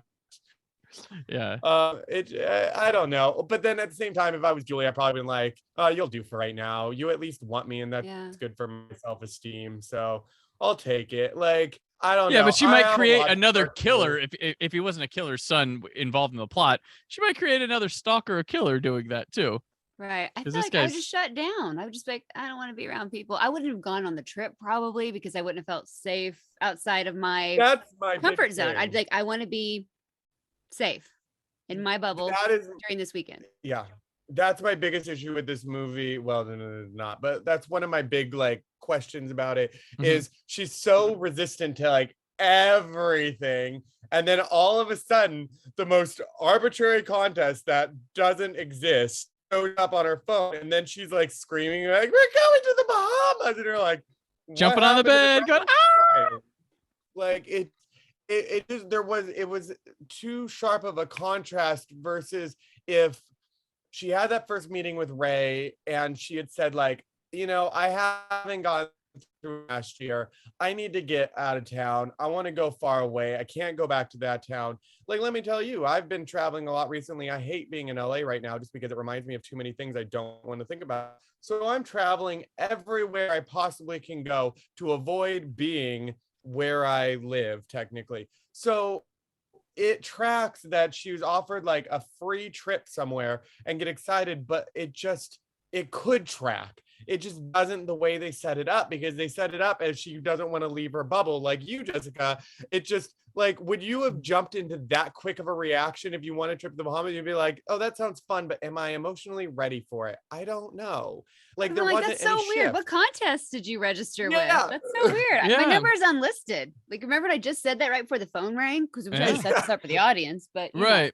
How did they get this? They couldn't even have just looked it up. But I would have definitely stayed in. I would not have gone out. Or if I did anything, it would have to be with Ray, someone that I felt safe with. Yeah. Yeah. And that went through the crap with me. And when Ray can't take off work during that weekend, you don't think he can tell his boss, dude, I need to take the weekend off because last year during this time, we almost got murdered. So it's kind of a thing. And again, I guess maybe that goes to that mental health thing where some workers are like, I don't care. We've got fish to net up, People need their salmon and whatever, tuna. I don't know what people catch on that side of the country, but it's just so weird that he couldn't get out of work and he kind of got butthurt when she didn't want to go back and he was insensitive. But then she was like, yeah, I'll go to the Bahamas because I just got to get away. But Brandy could have found another friend. I guarantee Brandy had another friend on that campus somewhere. Yeah. And her boyfriend probably has another friend. I don't think her boyfriend wanted to go with freaking boring Mekhi Phifer like, fuck that guy. Yeah. And why are you forcing her to go with this guy that she doesn't like? She's not interested. That's where I struggle the most with. Like, what it would be like, here's a trip. You've been through hell on earth. Come with me on this trip to Bahamas. who would you want to have come with it? Like, I mean, I don't Her know. mom. I just Maybe don't- her mom. Her mom should have went. That would have been good. It would have thrown everything off No, the that would've been will. fine. I love how we're obsessed with this movie. It's like Julie wouldn't have gone to the Bahamas at all, so the movie shouldn't have happened. The end. That's Could you where we're imagine stuck. them rescheduling everything? Like, wait, That's Dad, that's she's our not coming. suspension of disbelief. We're like, okay, yeah, Muse Watson or Ben Willis, he could plan. Yeah, he could plan that. Sure, he has a son. But her leaving to go, like that's. And when Too did the Bahamas far. shut down after the 4th of July? I was like, I feel like the Bahamas are Yeah. still in season July 3rd and 4th. Not that island. It was because of the storm season. Oh, okay. So we could film rain and we could get Jennifer Love Hewitt in white tanks that are wet. She was I in a know. lot of tank tops, a lot of spaghetti strap Dude. tank tops, which it's like, okay. Watching these She was back to blessed. back, she went from young lady to woman in one Yes. year, from 1997 to 1998. Jennifer Love Hewitt like aged like 4 years. It felt like it was like okay, and she's got great hair in this one. Mhm. It's just like what? Whoa! Like she looks small in the last, and now she's like feels like taller, more in like commanding. It was weird. Just watching her, and her face looks like it's older too, not like wrinkled and stuff. Yeah. Just like she's aged, Well- like she's a woman now rather than a teenager. And she was a recording artist, and they used her song backing in the movie as Oh yeah, well. yep. You hear her song is like, that's Jennifer Love Hewitt's song. Yep. She's How do singing I in the deal? background. That was the single from the soundtrack, and they also let her sing in the movie with "I Will Mhm. Survive." This soundtrack not as good as the other one in my opinion. Like it had Orgy's Blue Monday in there, then like Imogen Heap before everybody knew who Imogen Yeah. Heap was. Bijou Phillips, different vibe of songs than the last one. Well, because they're in tropical mode with yeah. the Bahamas. Because that, well, I mean, okay, to be fair, they did set it up where like he worked there, so it's like it wasn't like he like picked an arbitrary island. It was just convenient that he had a history with an island, so he said, I wonder if I can get them to an island where the grave site is of these people so that I could put a grave there with her name on it. That's where I would Um, like her to be buried. Like, was that a Yeah. new tombstone, or did he desecrate someone else's tomb to do Yeah. that? Oh, I add didn't pay that to the attention. plot. Buy tombstone for someone. Or was I'm he sure like, there's I'm just gonna extras use on that island. oh, Well, He turned it like, I mean, around and carved on the other side. yeah, it's fine. Well, he like painted it. I mean, there's just so much happening in this movie that I mean, really, the standout of this movie is Jennifer Esposito's character, because she at least makes sense. Yeah, she is totally 90s to like the track pants, the tank top. I was like, oh man. And she was like she was like your Anne Heche for this movie, pretty much. Yeah. At the And time, she like worked. yeah, she It worked, and worked. she was in the original script. Her death was Brandy's death, and she was supposed to extend a little longer and then get killed where Brandy was killed, survived. But they switched it, like test audiences. Well, somewhere in there they liked Brandy better, and then Brandy Well, yeah, it's Brandy. died, but then test audiences liked her, so they brought her back. I don't know who liked her because it's not Brandy, it's her character's an asshole. Yeah, no, Brandy is a delight. Brandy was and- huge at this time too. mhm. Yeah. But yeah, and like Mekhi Phifer was newer up and comer. Yeah, Jeffrey Combs is Reanimator, nice little touches in the cast. But it's so wacky. My question is like, well, the whole voodoo thing is just questionable to begin with, but in what world does this man not just go, hey guys, I'm just getting a bad feeling and I'm a little worried about you, or is this something like, what's with all this? Why is nobody talking to each other? There's nothing to do on this damn island. Right. Why aren't they talking to each other? Like the first thing I'd be like, where are you from? What brought you here? First questions I would ask, not do all this like suspect. It's just weird to me. Speaking of weird scenes, you want to know a weird scene? The workout scene before the tanning bed. It felt so unnatural and weird to me. They were like, oh yeah, oh look, a bike, oh get all this in, oh we're doing all the workouts. And then like say, yeah, and then she goes to do the tanning bed and gets stuck in there. which is I guess a trend that then, I mean, was that the first movie to do the tanning bed type, like almost had, because Final Destination did it, and then Urban Legends Bloody Mary the third urban legend movie. So, which won't I call think a it was the trilogy first either. one. So it was the It first one terrify because me. Final Destination 3 came out in, I think, 2005. Yeah, and Bloody Mary. And Urban Bloody Mary Legend. was right around that 2004, 2005. So this was it. This was the first tanning bed horror thing. And that's a good move. Yeah. It'd be a good move to kill somebody in it, not like just trap them, but Right. Which you're getting a little claustrophobic, and it's the fear of, oh gosh, you could roast. But Yeah. then Well, they I mean- smash the glass and she just gets out, no big deal. Like bulbs break. Yeah, but it's No still, cuts. It's still scary enough to get like right. I mean, they handle, but I was gonna say, I was like, oh, I forgot. I did forget. Well, I didn't forget, but then I was like, oh, the tanning bed, because I just watched Urban Legend Bloody Mary, which I didn't know existed either. Oh, it came out. It was like around the same time as I Always Know What You Did Last Summer. They were like, it was, yeah. which was another like straight to video thing. And I didn't realize.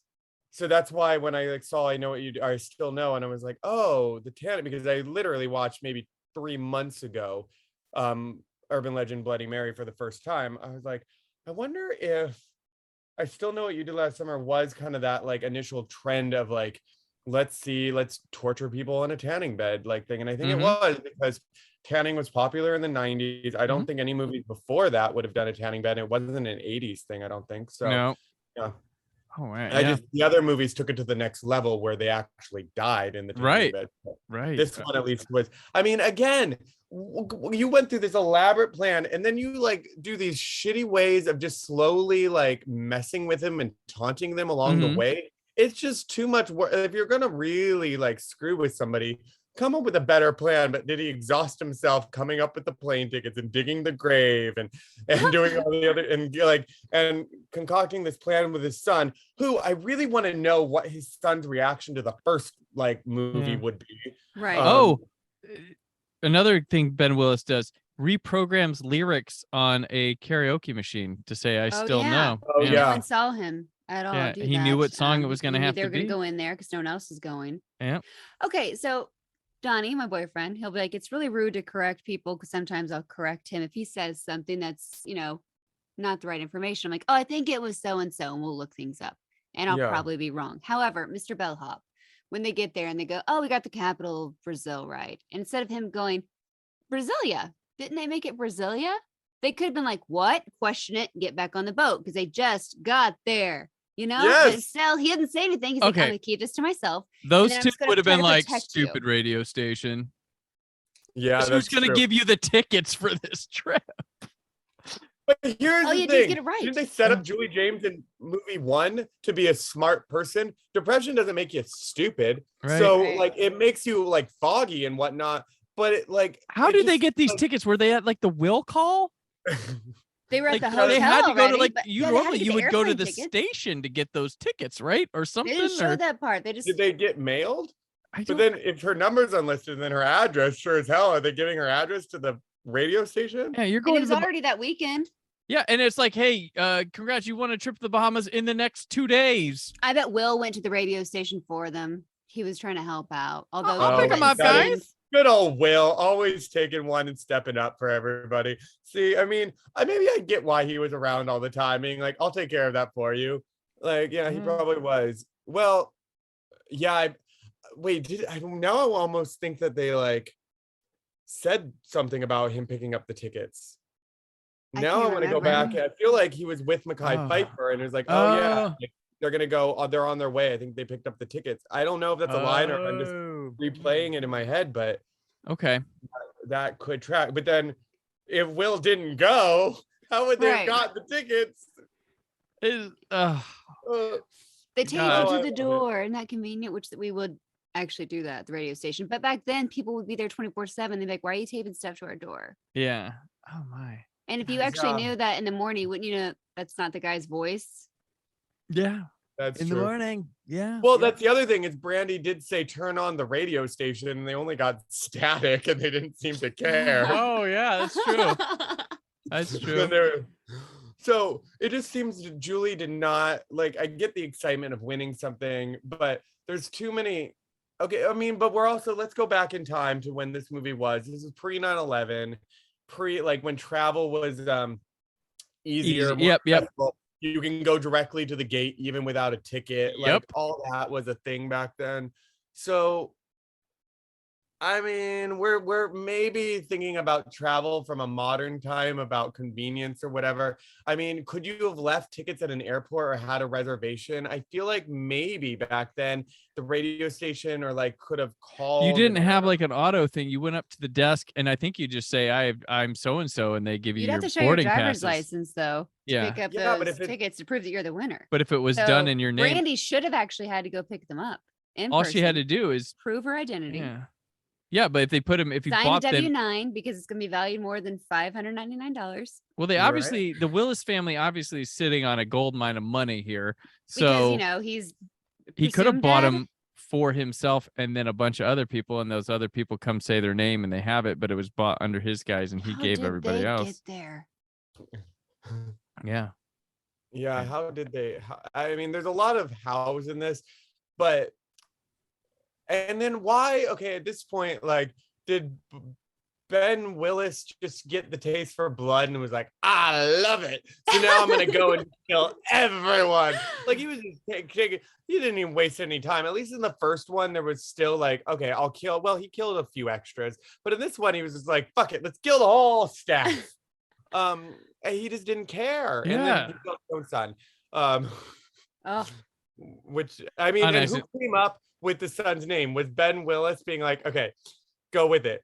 Here's gonna be your new name, and here's your new ID. Like, I really want to watch that movie now. Of Ben Willis. there's no way she'll go for talking to this. Plan with his son. He's like, I want them to have a chance to figure this out. Okay, I'm kind of Riddlering this, but I want to give them a chance to figure it out. And he's You know so what, proud. though? He's like, Will Benson. Julie should have been triggered though. Even that, like the name of a killer, no matter how it's phrased, because I can be triggered by people's names from the past. Yeah. So if his agreed. name was Will Benson, you're hearing Will and Ben constantly, and Ben Willis. That should have been like a kind Well, of you know a, what's weird? Like I whatever with that watched guy. this. You watch this one in mine, and you think that this movie would toss between, like, you'd think that Brandy would call him Will, and then like Mekhi Phifer would be like, Benson, what you doing? But they really don't say his name much. They really don't. And they order the full name. And you think to keep it on your mind, it's almost like they came up with his whole name in the end, because I don't remember them saying his full name early on before that. Like, just once, I think, on campus or something. yeah, like what? But you'd think you'd have like Mekhi Phifer referring to him as Benson, and then like maybe Brandy and Julie calling him Will. That They probably like, look, if we do it too many times, the audience will figure this out. yeah. Too Well, if they're fast. searching for him, Will Benson, Will Benson. Yeah, I mean, they do say Will a lot. Yeah. So yeah.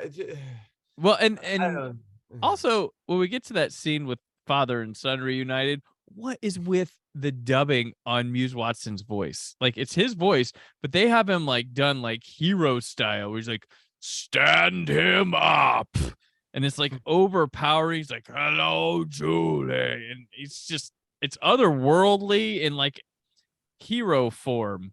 And it's just it's so strange to watch during that scene. I know it's raining and you have to dub, but he's not dubbed like Julie is. He's not dubbed like Ray. He's not dubbed like Will.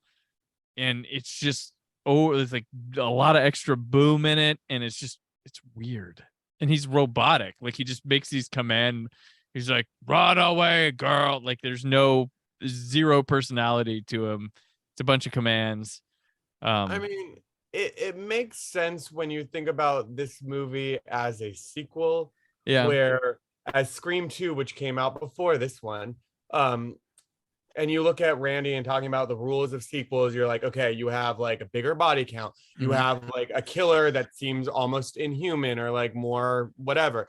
And I'm like, this movie really like hit all those points. Not well, but it hit bigger body count, bloodier for sure. And it did give you a more mastermind killer because he concocted whatever convoluted plot you could think of.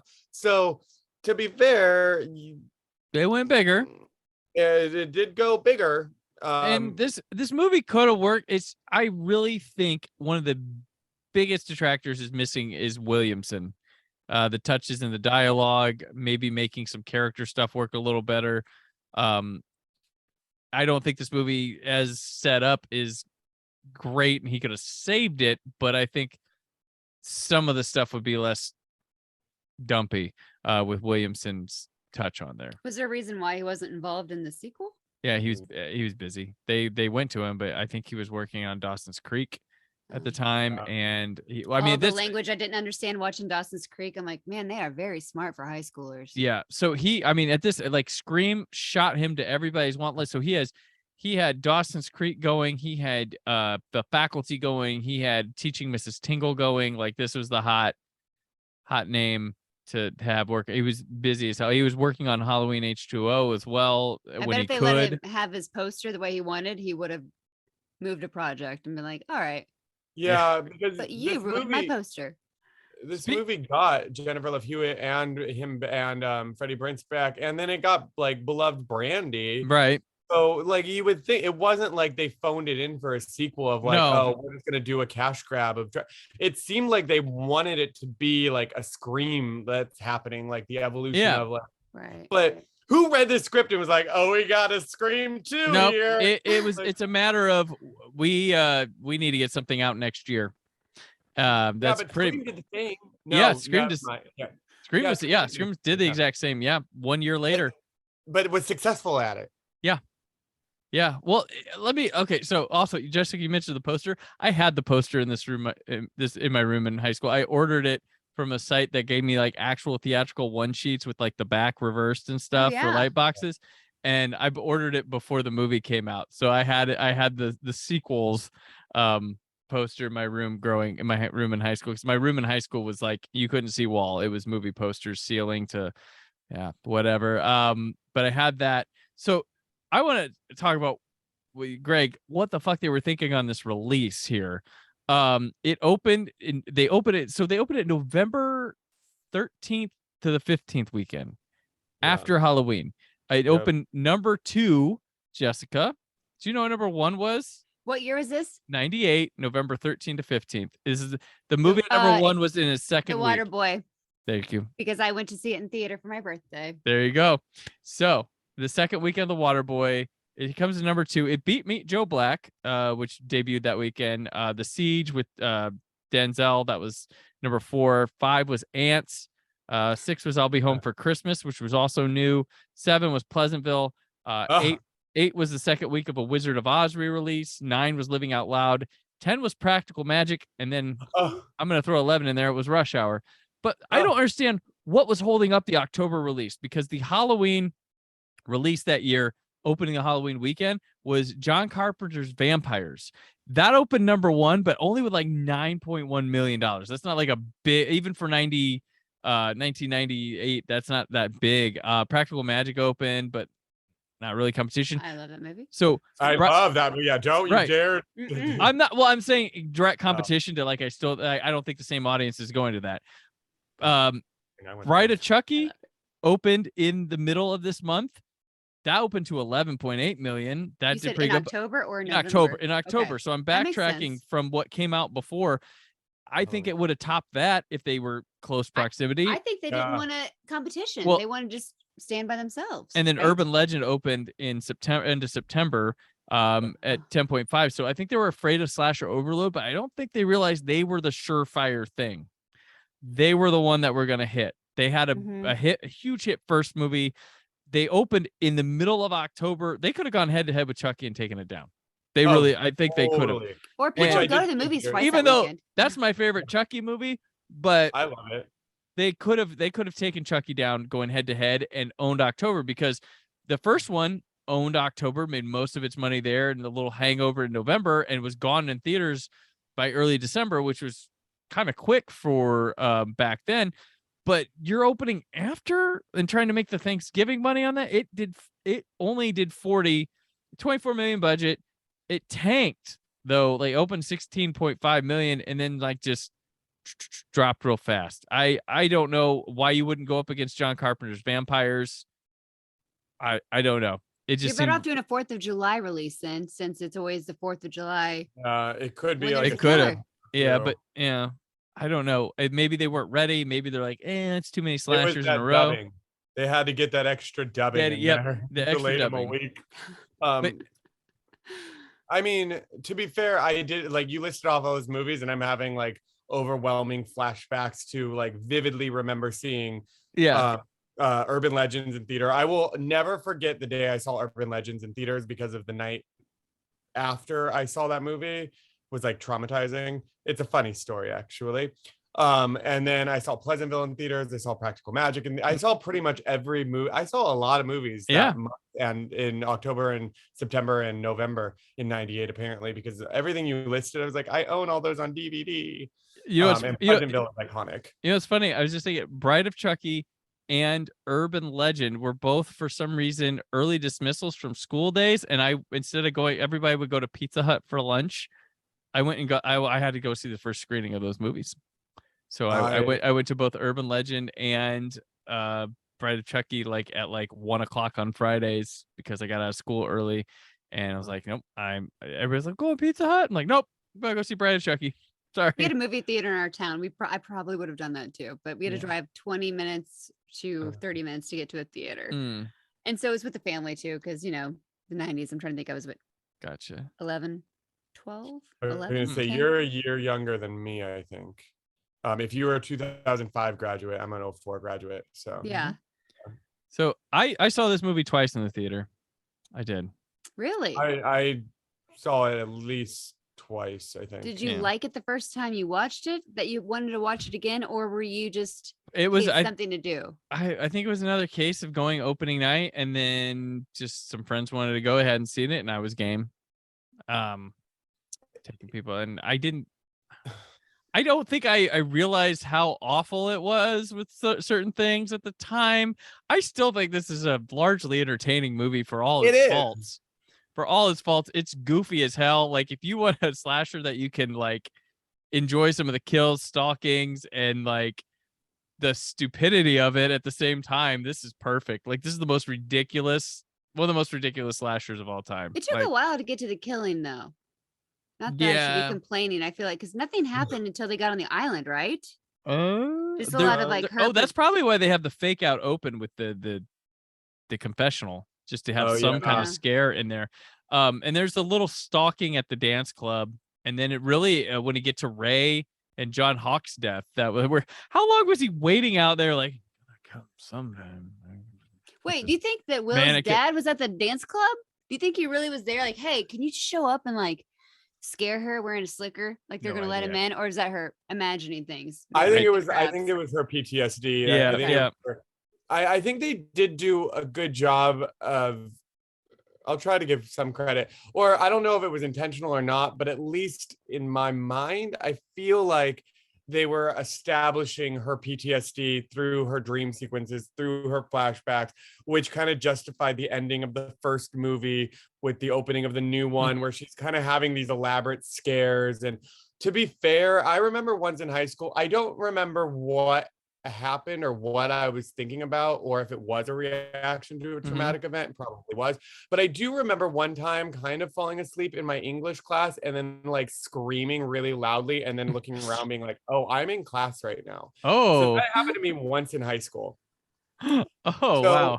Like when that actually happened to her in college, it wasn't as intense as her scream, but it was a very startled, there was audible noise that was like triggered coming out of me, and like a raising the head and like just shaking. Like Nancy in Elm Street too. Like, oh, wow. I'm fine. Yeah. So I like the opening, and I feel like it could have been good. It just decided to take so many different directions that I feel like what this movie was is you saw like a crime board at like a detective's office, and they had all the pieces mapped out, and then like somebody came in and like sneezed and blew the board down and was like, shit, I gotta fix this before anybody comes back. And they like posted it back up on the board. It was like, it was always like this. They're like, okay, this is what we're doing. Like, I feel like that's kind of what happened with this movie. Yeah. Yeah. Oh, that's perfect. There was also that teaser. Do you remember the teaser trailer, Greg? It was her with the Vaguely. psychiatrist, and Yeah. like it led to a jump scare. It was pretty dynamite. Like it was her recalling the year before and stuff, and it wasn't in the movie at all. And I think for a short time, one of the teasers was the alternate ending I talked about in the previous movie with her at the computer. Oh. And they used that too. And then I guess maybe they had their share of scenes. Where are we going to open with the psychiatrist one, the confessional, or and because Muse Watson's in the confessional, they'll probably use that one, which I think they turned that into a teaser trailer as well, leading up to it. But So, I mean, but that's the thing is like, again, her behavior is justified in the second one for the trauma that she experienced from the summer before. So the lack of awareness of everyone around her is what is most shocking about this entire movie. That like, where's her mom during all this too? right. Like, it just, I want to know like, what's her support system? Like, what does Julie James really have other than an angsty boyfriend? Because Ray is still quite angsty from the first one. He's more angsty than Julie is in the first one.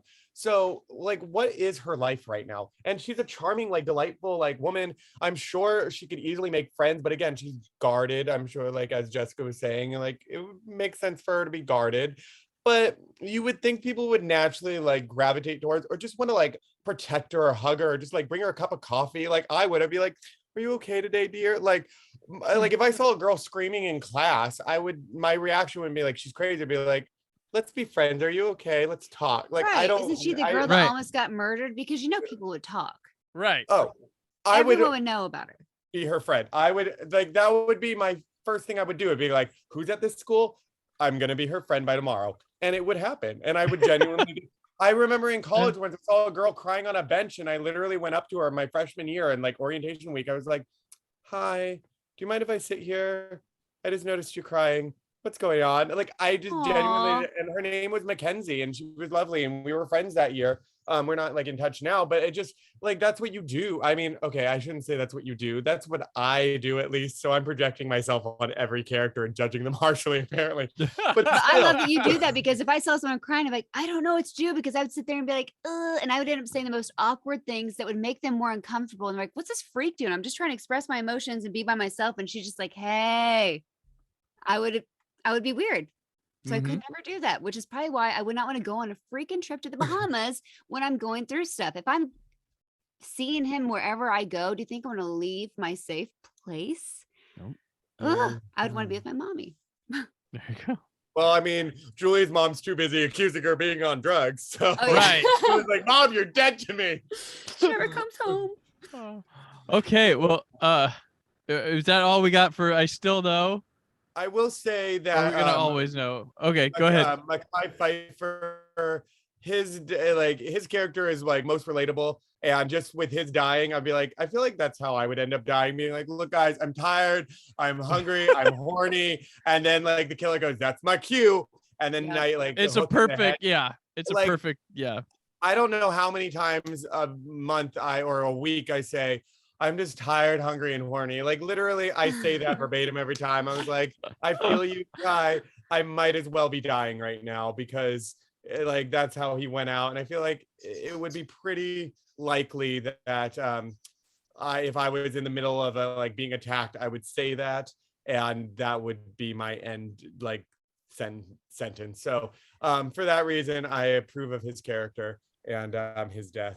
All right. So the ending, though, do you think that Mr. Fisherman is actually dead? Because she just wants him to die, and she shoots him a bunch of times. It's just a callback to how the other. I guess these are supposed to end this way, but like he's still out there.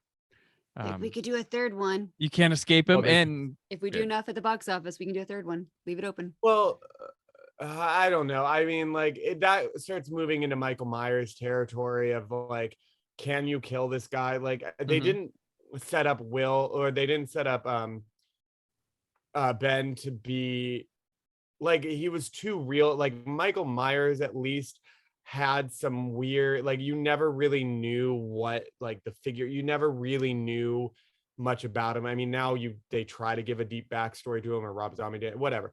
But I feel like with the Fisherman, he was always established as like a real dude. That I feel like if they even tried, which clearly They introduced made that voodoo in here. as they discussed in the third. Oh my gosh, is that the tie-in we didn't know about? Is voodoo what made the third one possible? Oh wow. Oh, is that why they're like, we can go supernatural? Spoiler. I don't know. Yeah, so we can move on now. At the end, yeah. So we move on to I'll Always Know What You Did Last Summer.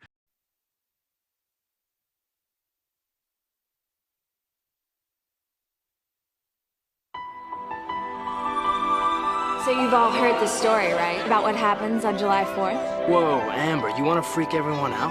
What are you guys talking about? The fisherman. Every 4th of July, he sharpens up his hook, runs wild.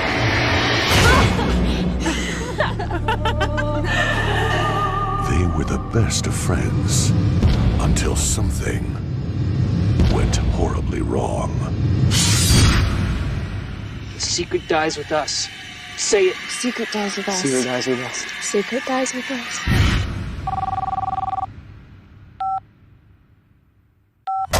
They know the legend, but they never imagined what would happen next. Did you tell anyone? I kept our promise. Which one of you opened your mouth? Now, someone knows their secret.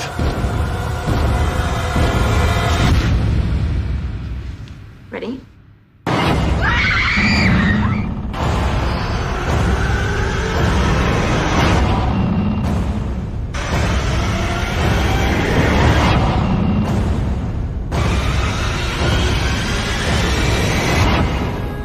I'll always know what you did last summer. Get hooked.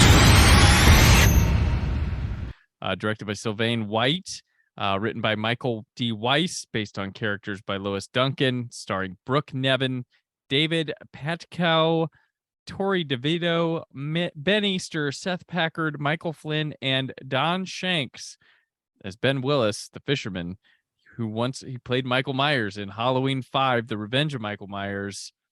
Not everybody's favorite. A group of teenagers in Colorado find themselves being stalked and killed by one by one by a mysterious figure with a hook, exactly 1 year after they covered up a friend's accidental death. I bought this on DVD the day it came out, and until this podcast, I had never revisited this movie. Oh wow. So since 2006. Yeah. Do you remember your feelings about the movie when you I first did, watched yeah, it? and I remembered, and I was surprised at how much I retained from this movie, watching it. It's almost like a Force Awakens like sequel, where it's like there's no legacy characters or anything like that, but there's an odd retread here with the characters, like some of the old characters. There's dialogue that's the same. There's scenes and settings that call back and echo and rhyme with the first movie, but they're not exactly the same. It's like really bizarre. And it's also a murder mystery that winds up being just Ben Willis again. So when you're certain it's going to be one of these kids, it's so just the upset. fisherman. It's This just is him so again. upset. I'm like, you gotta be kidding me. So it's almost like they're Didn't even trying to try. do the first movie again and like rip. Like, it's so weird. No, I was they hoping it was could've. gonna be PJ. I was thinking it should have been PJ. I'm like, PJ should be the killer. He should have been like, you guys didn't tell the truth when it came to and like him and his dad are working together Yeah. to try to teach these kids a lesson. Something else, anything else. Nope, we get Ben Besides- Willis in his zombie Jason phase. They Oh just my God.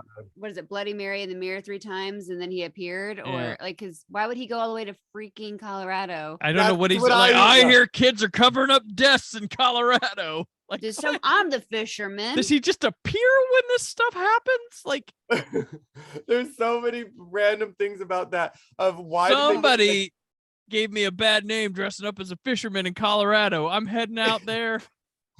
like they could have done the same damn town. Enough time has passed. The legend in the town, Yep. kids could think it's funny 10 years, well, almost 10 years later, essentially, because if Right. the first one came out in 97, then the actual thing would have happened in 96. So yeah, it would have been the 10-year anniversary of the first random hit and run of this Yeah. like accident. Why not just set it in the damn same town? And then kids are talking about like, oh, that's an urban legend. No, it happened in our town. People just don't talk about it anymore because it would make sense that a small town would try to like cover that up because the second one happened in the freaking Bahamas. So like you would think small town covers up the murder. It happens in the thing. He's done. He's dead. Julie's moved on. All the things. Now, 10 years later, Julie's probably gone. Ray's moved on with his life. And a new group of kids is dumb enough to like go the legend of the fisherman. At least then, if the spirit was freaking there, I would have accepted it more than Colorado.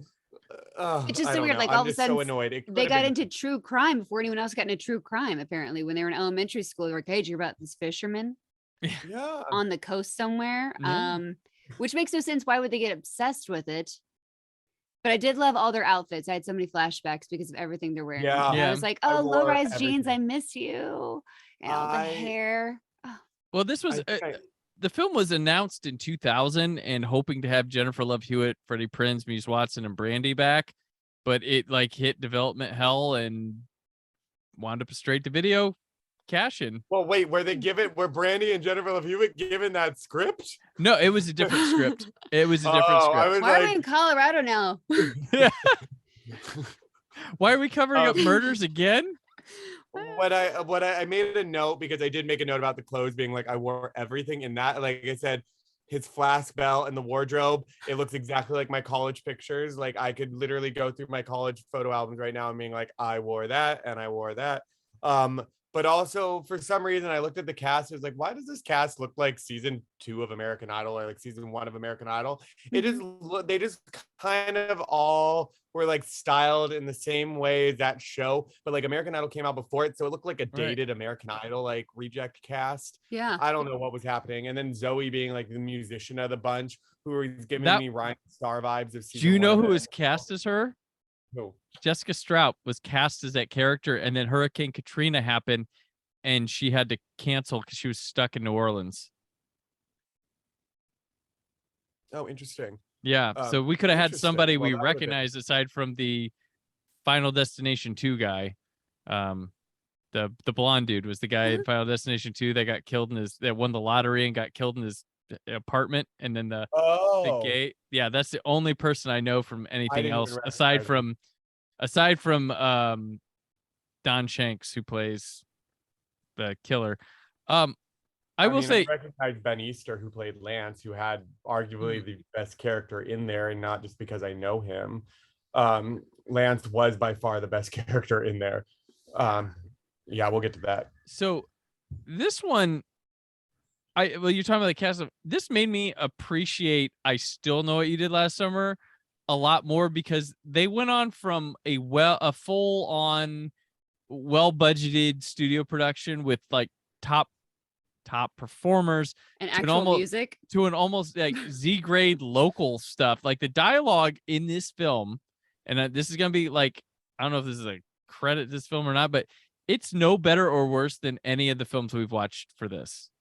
And maybe there's a dip on it from like the first one because it's not Kevin Williamson, but it's actually like convincingly and better performed in the previous 2 movies than here. And it really just made me appreciate what the resources they had for the first 2 movie compared to this, because I'm like, they're saying things that like, wow, we heard that in that movie, but in this one it sounds like shit or something. Like, it's just more obvious. I was just like, I think we could make this movie, because I was watching it with Donnie, and he's just like, what is, I'm like, I know, right? Because the fair, that looks like the Rush County Fair to me. Right. Everything, that's what we would do, walk around the fair. Although we never looked that fabulous walking around in a group, and the carnies didn't look that good. Yeah. Well, which I guess he was just working the booth. That's fine. I really didn't care for the look of this movie. Like, I don't like the washed out look, the editing, the lenses they use, and every time they accidentally stumble on some kind of interesting good angle or shot, they don't hang on it, like it's cut like right away. Yeah. I'm like, oh, that's it. Oh, it's gone. I'm more forgiving because I did note that like it felt like they at least tried to do something. Like they were trying to give like artsy camera angles. They were giving like weird POV. It did. I'm not saying it worked. I'm just saying it looked like they're like, all right, we were given whatever the script is, and we're gonna like try to spice it up with a cool camera angle, Mhm. or like what was that shot when the two girls go into the warehouse thing, and what's his face, the quirky guy of the group comes like barreling out on was it like a scissor lift? I don't even know. Like he just comes barreling out and it's like a POV, like shaky perspective Right, yeah. of the two girls like from above. I'm like, they tried something there. They could have Right. just been like, we'll set up the camera and it'll happen. They're like, why don't we do that? Like, I don't know. I'll give them some credit for like effort in this movie Yeah. for attempting to be artful. Fair enough. Funny you mentioned that, the scene with the guy in the scissor lift thing. It's a full-on retread of like characters, dialogue, like I mentioned. This one's the Ryan Phillippe scene from the first one. Yeah. And I felt it was interesting. They put him high up, just like Ryan Phillippe was up on that deck. I'm like, that's weird that they decided to like mock it by having them speak up to him and him talk down on them, like, oh, you guys, I know you did last summer. And it's that whole scene again. But and they like chose to like make him raised up. I'm like, is that what they thought was important about that scene when they were like redoing it here? Or it was just, I think they're like, hey, remember when this happened in the movie? yeah, like he was on a deck It's here. like they just want to go wink, pop up video stuff. Yeah, it was weird. Which I got confused with the entire prank in the beginning. I'm like, who knew about the prank and who didn't?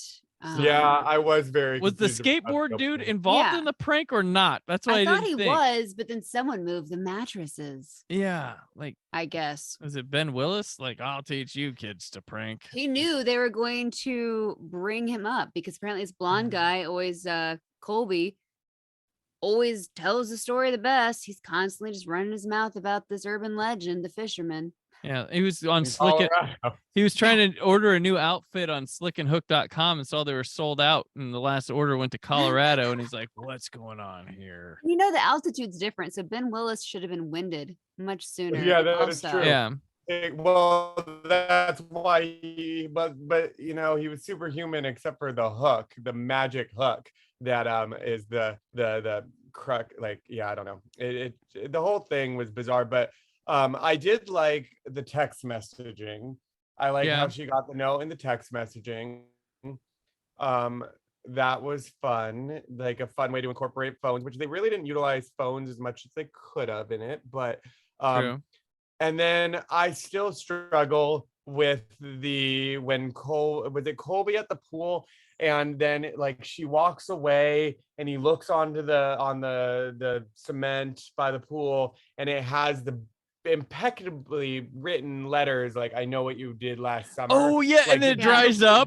with water, and it dries up instantly. I'm like, first of all, you can't run away quick enough before that starts to dry. Right. Like, what magic trick did you pull off there? I mean, that is akin to the like cleaning out the trunk in the first movie of who can write, but now that we know it's supernatural ghost, this ghost has brilliant penmanship to be able to draw I know what you did last summer so impeccably on this cement with water. I draw all the time with my finger in water just because I can when I'm at a pool, and I've never had letters come out that quick, like come out that clean and crisp. No, it's kind of amazing. It was I imagine totally the guy with the CG bucket too. with Oh, wash yeah. rag, like a wash rag out there and a bucket, and had to keep putting the lines out perfect. That's what I just imagined. Like, Yeah. I saw this guy like try and like stencil out this whole sentence and then piece out. And of course, he's dressed like a fisherman, Right. so that would stand out. Well, maybe he did just have one giant stencil with all the letters like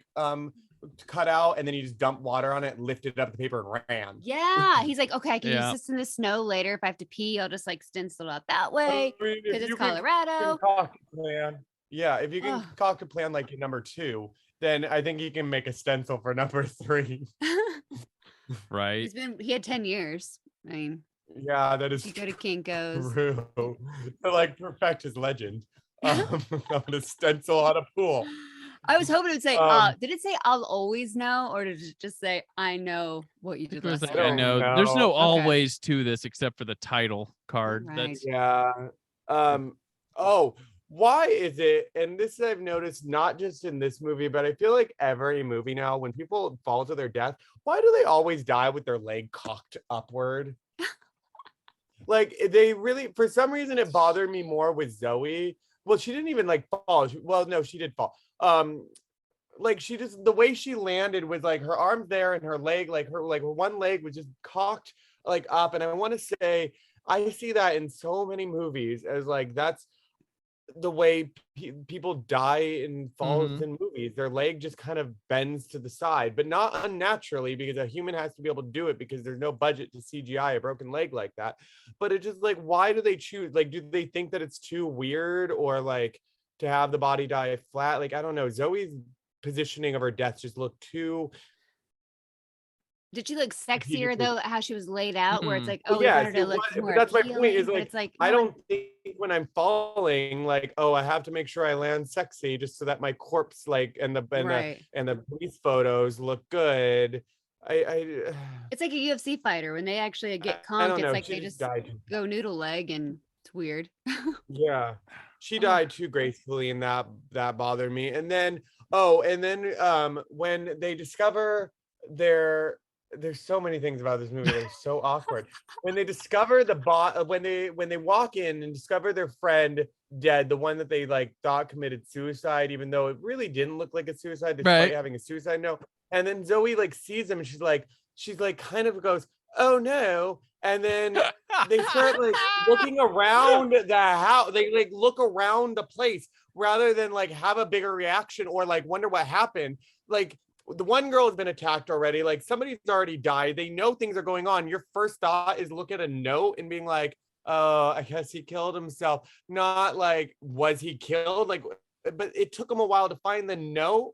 And just none of the reaction. Like, I don't know what the director was thinking. From a director's standpoint, watching this movie, I'm like, I could have worked with this script a lot tighter than what they did. This guy works still a lot, and this isn't the first time I've talked about him on the show. Sylvain White, he directed The Losers, which I did an episode of last year, the one with Chris Evans and Jeffrey Dean Morgan. He directed that. He does a lot of television.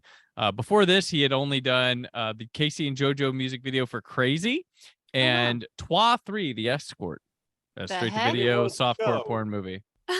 Well, that tracks then. Like, good for him for learning his way, but I just feel like there was missed opportunities here. Like, if I was given the script and had to direct it, I've been like, all right, well, let's give you, like, I would come up with a lot of subtext. I would give these people so much unwritten stuff to work with and just create an entire like vibe and energy beyond the script to make this movie work. And I think it could have.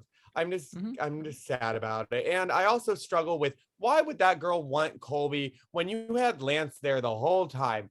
Lance is significantly more attractive. He is by far the most attractive man in that movie. It's just like, great, you get together with him while you're being attacked, watching Zoe perform, brilliant. But like, Colby's not even out of the picture yet. He's an asshole. Yeah. I just none of these characters are likable, and that is the problem with this franchise as a whole. These characters aren't written very likable in general. That's where Scream succeeds, where this one doesn't. Like, you love Nev Campbell, you love even Courtney. Well, you love Courtney Cox, despite the fact that Gail is an abrasive personality, but Courtney Cox pulls off Gail's, like, makes Gail lovable despite the abrasive attitude.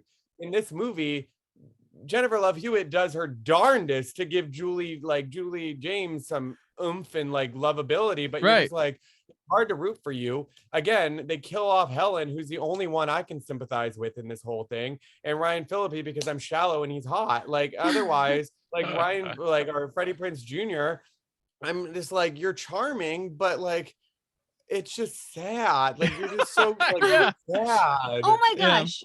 So I forgot all about this in the first one, and I never realized this every time I watched it, but it was this rewatch where she's seen Barry getting killed in the balcony, and all these people just stop her in the crowd and won't let her go. Like, if someone puts their hands on you, like, where do you think you're going, Missy? You're acting weird. Like, you let me go. Why all of a sudden was there a mob holding Helen back when she's screaming, Barry, there's someone up there? They just all like grab onto her like, oh. And then they go looking like, you idiot. Yeah, ma'am, you're out of control. Like, how about you let me go? Maybe I just started my period. Do you understand that, you stupid cop guy? Who he's like, little Missy, you're acting a little cuckoo. Yep. Like, Oh, It drove me crazy. I'm like, how did I not ever notice that? Like, why did they You're grab her? right. I just accepted that the people were like, we must stop her because she left the stage. Why? She like that's the thing. It's not like she was trying to charge the stage, which would make more sense if she was in the audience trying to run up there. But running off a stage, who stops somebody from running off a stage? Right. She yelled and she tried to leave. They're like, oh, who's getting killed? We're going to stop you, instead of, hey, maybe we should look. young lady, I this is would've not how a looked. woman acts, young lady. It was so, it made me mad. I think I just kept, I don't know how many times I said it because it happened for too long. Like all these strangers, not just cops, were trying to hold on to her. Like if someone else's dad touches me when I'm 19 years old, I'm like, you will take your hands off of me. That is so weird. You're right. I Sorry. I didn't even think about that, but you're absolutely right. Which, to be fair, speaking of cops, I really was hoping that the pervert creeper cop was the killer in the third one. Yeah. Yeah. But he was hitting on Blondie the whole time. There's also that weird cop party they interrupted. Yes. Remember, it was like he comes out with the Yes. beer. He's like, "Hey, guys, still in uniform." Like, "Hey, oh, what's going on?" Like, are cops not allowed to have fun? Like, is that what the weird? Like, it was just a weird. Like, I think it was meant to be harmless, but it was really weird the way they presented it. He could have also just been like, hey, not a good time. We're having like a staff party or whatever you want to call it here. But the other thing that I thought was really bizarre is when the cop found the people, or no, towards the end of this movie, and the two of them, it's like Lance and the blonde girl, like they're running out, and the cop's there right before he's killed. And he's like, why are you covered in blood? And you go, you don't understand. Like the first thing, like what did they say? I wrote it down. Oh, there's something you need to know is what she says. Oh, yeah. They're running out of there, stumbling, covered in blood. The cop has a gun on them, and they go very calmly, again, director choice. What were you thinking? Like, if the director of this movie ever hears this podcast, please call me, because like, I have a lot of questions for you. We've talked about 2 of your films now on this show. You should. I don't know how many other of your I films. want to be a director, and I would be a very good director. I've directed some, and this just bothers me right now that like I could do. I mean, I can't say a better job, but I mean, I could do a job on this movie that He was a last-minute replacement. They fired the other director, and he had 2 weeks to scout and get this thing going. So okay, I give him credit. I mean, yeah, but I just. Again, it's not really a director choice. It's more of, well, no, it is, because the script gave you a terrible option of there's something you need to know, is her line when the cop has a gun pointed at them as they're walking for him.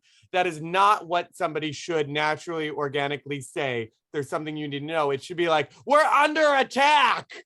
Right. Yell something. And just more urgency. There was no urgency in that scene until they saw Ben Willis behind the cop and kill him. And it just drove me crazy. Like, there's something you need to know. That is such a wordy sentence to say when you've just been attacked and there's a man pointing a gun at you. Is this also the same movie that also, like, there's a scene where it's like, I have something to tell you, but I apparently can't tell you on the phone right now. You got to meet me here. And then no one says anything. Yeah. Is that this one? Yeah. It has a scene like that. Like, just like, come on. Just say what you need to say. And a lot of these movies, and I almost wanted to do a podcast at one point in time where being like, and it would be like a short little podcast where we just take movies and you can like solve a movie with one sentence. And we just pick every movie that basically the entire like plot would disintegrate if like one thing was said. And there's so many movies you could do that with. Oh, wow. Yeah. Like, wouldn't that be kind of interesting? Sex like, and I the really City, the movie? to do it. Yep. Yeah. Like we'd just be like, and credits. Like you just need one sentence and I love credits.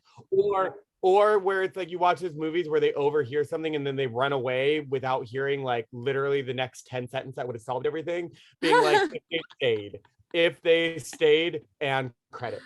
Like, right. So like I don't like movies that like don't just give them give some form of conflict. Don't just make them stupid. And I felt like this movie, the characters were just stupid in everything that they did, and it was really sad, except for Lance. I will defend Lance in this movie. He wasn't stupid. He did his own thing, and he's like, you guys are stupid. Like, he even like hated the other people. He's like, I don't like you guys. But and he knew about it. I thought he was the killer even. I was like, oh, maybe he was the killer, because maybe him so did they. Yeah. it's Well, he was so- also, but like he was the Johnny Galecki Max character in this one, but he could have been Will Benson. left alive or left around longer, and yeah. Oh man. Yeah, he was the final guy. He like Yeah. ended up being the final guy with Yeah. like because he got the girl in the end, which I mean, why didn't everybody just want him from the start? Like I would have. I've been like, hey Ben, and I mean he's gay in real life, so like I still like hey Ben, like oh his real name is Ben. That's funny. So like Lance is at least Lance had common sense, but it's just I don't even know. And Zoe was giving me like Lindsay Lohan vibes and Freaky Friday with her band stuff. I was like, all right, girl, like a few years late to the game, but I was impressed. I'm like, you're 19 years old and you have your own. Do you live in this barn? Do you not have parents? Or is this your studio barn? And you already have a pretty sweet setup for 19. Like that's kind of expensive, but I know she's talented. Hottest So local maybe band in she did Colorado. make some money. Well, Colorado's expensive though too, right? Yeah. This is before the Colorado boom of being the cool place to live. Instead of Breckenridge, they called it Broken Ridge. Oh. Unless it actually is Broken Ridge. I don't know. Gotcha. Yeah. If you have questions for the writer, he also, so get this, his writing credits, his most recent thing is Eraser Reborn, but he's also done Jarhead 3, Scorpion King 4, Hostel Part 3, Butterfly Effect Part 2. So if you're catching on, if there's a formerly theatrical release franchise and you're doing straight to video, I guess you go to him. So he's like the CEO you hire when you want your company to go out of business. So Yeah. Sears, Sears closes, they take that CEO and they bring him over to like H.H. Gregg or whatever. Let's make this business go bankrupt. Yeah. I'll help you out. I That was might be happy inside, but it's like the guy that you bring into a Yeah, just to liquidate and get or everything. he'll just say, yeah. "Hey, I'll do it." He's the only one. We know he'll do it. Right. I will say I was happy. I went through these people and looked up what they've been up to, and everybody's still regularly working. This didn't like sink anybody. That was a hopeful. That's good. So there's Lance is a photographer now and Mhm. lives in like Iowa or something. But Okay. he's a photographer now. I will say of the list of movies though that you just read off about things, I will defend Hostel 3. I like it. No, I liked it. I like liked that one. a lot, I like actually. Hostel 2 and 3. I actually like the second and third one. I liked. Genuinely. Yeah. And I like this. Well, the second one had great production value. The third one was obviously lower budget, but I thought it was interesting. And honestly, Hostel 3 is why Squid Game wasn't as impactful for me, to be Gotcha. honest. Okay. Yeah. Because because Hostel 3 came out before, significantly before Squid Game, but like I kind of knew what was happening in Squid Game way before, all because of Hostel 3. Thanks to Hostel 3. Yeah, so I give credit to Hostel, and I love Vegas. Like I don't know why I love Vegas. There's nothing about it I should like, but I love Vegas. So anything set in Vegas, I'll be like, I'm open to So it. you love Leprechaun 3 because it's my Leprechaun favorite. 3 is Leprechaun the best movie. Leprechaun. That is the It best my Leprechaun. absolute favorite That's the one. best The one. Golden Nugget or whatever. They're at. Oh my gosh. Yeah, that's I the best absolutely one. Yeah. That's the I best one. love that. I need to rewatch the Leprechaun movies because those movies terrified me as a child. FYI, I could not go near a pogo stick that was Trolls. Was Trolls the pogo stick or was Leprechaun? Leprechaun was the pogo stick. Okay, I thought so. I was like, Trolls wouldn't have been it. No, Troll Leprechaun's is Nilbog terrifying. is goblin spelled backward, and you don't piss on hospitality. I won't allow it. And oh my god, that's I Troll need 2. to rewatch those now, but I couldn't like the pogo stick death in Leprechaun traumatized me for years. So those Okay. movies were impactful for me. So okay. All right, fair enough. But that kind of wraps our last summer thing. Except for the series, are you guys gonna except for the give me a series. tease on So that, or- I don't okay. honestly remember enough about it. You can talk more about it. I put it on and I'm like, I'm It's- getting it mixed up with Pretty Little Liars, the reboot now. So they put out a series for I Know What You Did Last Summer. They were gonna do a remake around like 2014, but it wound up being this series. It's got Madison Eisman from the Jumanji movies. She's the blonde girl that becomes Jack Black when they go into the game.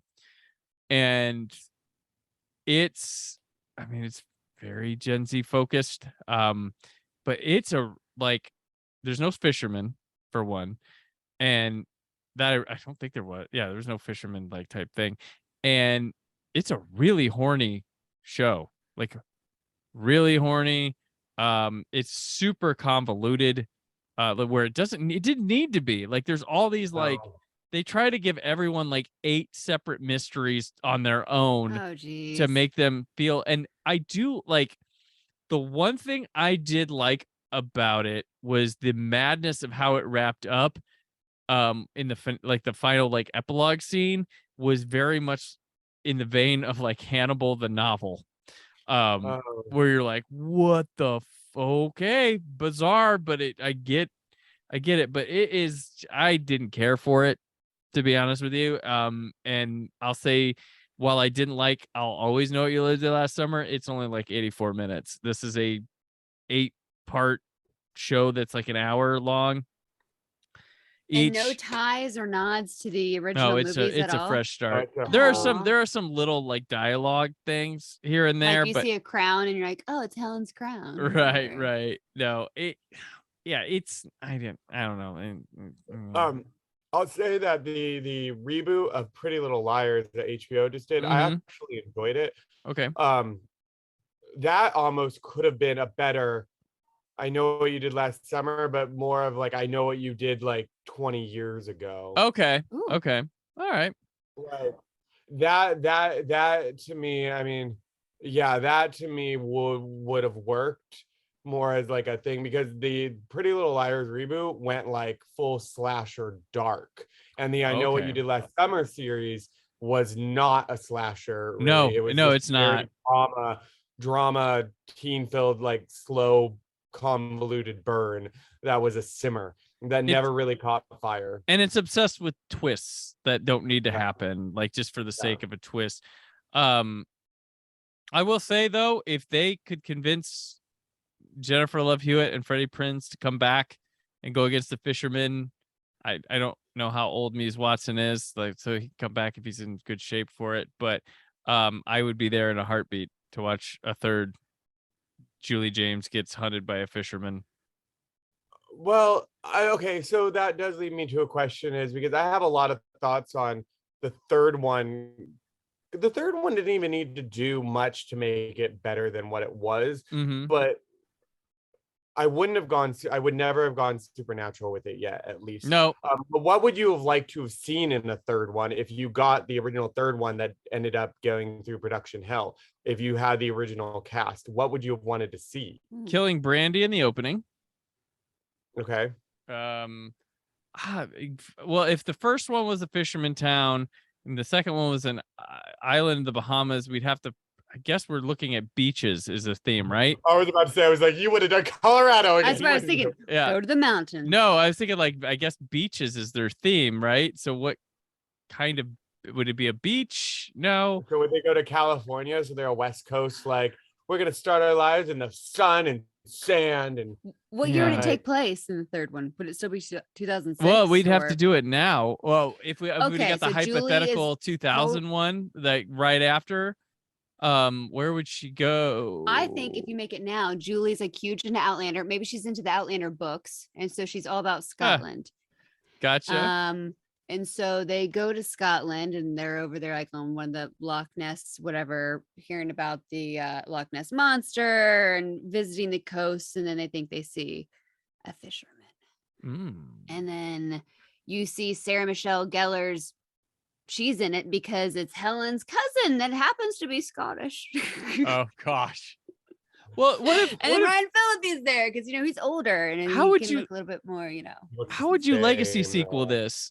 Would you legacy sequel it that like Julie and Ray have kids are in high school, and then they for some reason move back to their stupid fishing town, and their child's friend finds out the truth about what happened that summer, that they did all that, and because they've never told anybody what really happened. Well, she told Brandy, and then Brandy's like, how dare you not tell me, versus, oh, I'm still sorry for your trauma and what you went through. Like, she's just always angry, thinking about herself. Yeah. But she's gone beginning of the third one, so don't worry about it. And their friend Ben grandson. Oh my God, please do that. Their kids are friends with the Ben grandson because, He's still got Will more had an children out there. illegitimate child that he didn't know about because he knocked up somebody. Before hitting on Julie, Will Benson knocked up a woman, and then she went on a tear. Or maybe Will knocked up some woman, and then that woman thinks that Julie, because we know we don't have enough female killers. Urban Legends gave us Rebecca Gayheart, which is great. But like we need more female killers. So what if the mother of Will's illegitimate child found out that Julie was actually responsible for the baby daddy's death, and then set out this like massive plot revenge? There we go. Yeah. Like, because in the first movie, that's what was happening during the first movie. Ago. It was a high school love, right? And Will was wherever he was. We didn't hear about it. Because Sarah passed away, his sister, and Ben's daughter. Yeah. And they left the island for some reason. Maybe he left the island because, well, my son got someone pregnant. He was only like a 14-year-old teenager. So, we just, I don't know. Or they had the baby, put it up for adoption. Or like Ben, the kid, the people who died in the first one, the guy that Ben killed and his daughter had a baby. They took it to another country, had it adopted. That baby's back as an adult. And there's voodoo. Julie ruined it all. I don't know.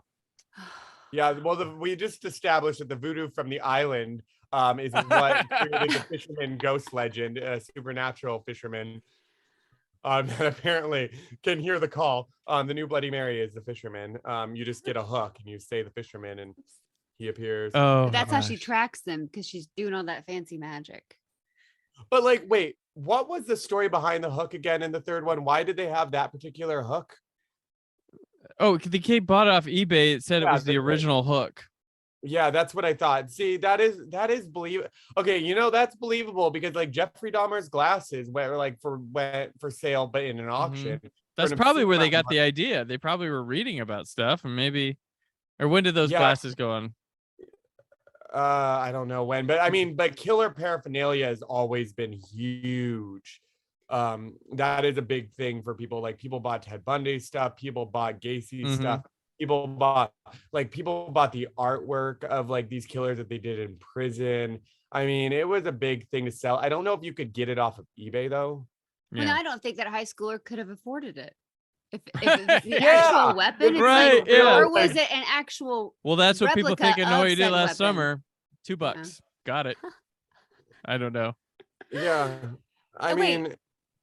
Did they ever tell the cops? No, they didn't tell the cops that they. No, they tried and they didn't. Yeah. Okay. No, the only one who knew about it was Lance. Like he's the only one that knew about it, I think, right? Yeah. And Lance didn't tell anybody, right? No. But the one cop knew because he didn't say anything because he wanted to protect her. Oh yeah. Yeah. Cop, I was like, wait, it sounds like everybody knows what you did last summer. Whole town. We all know what you did last summer.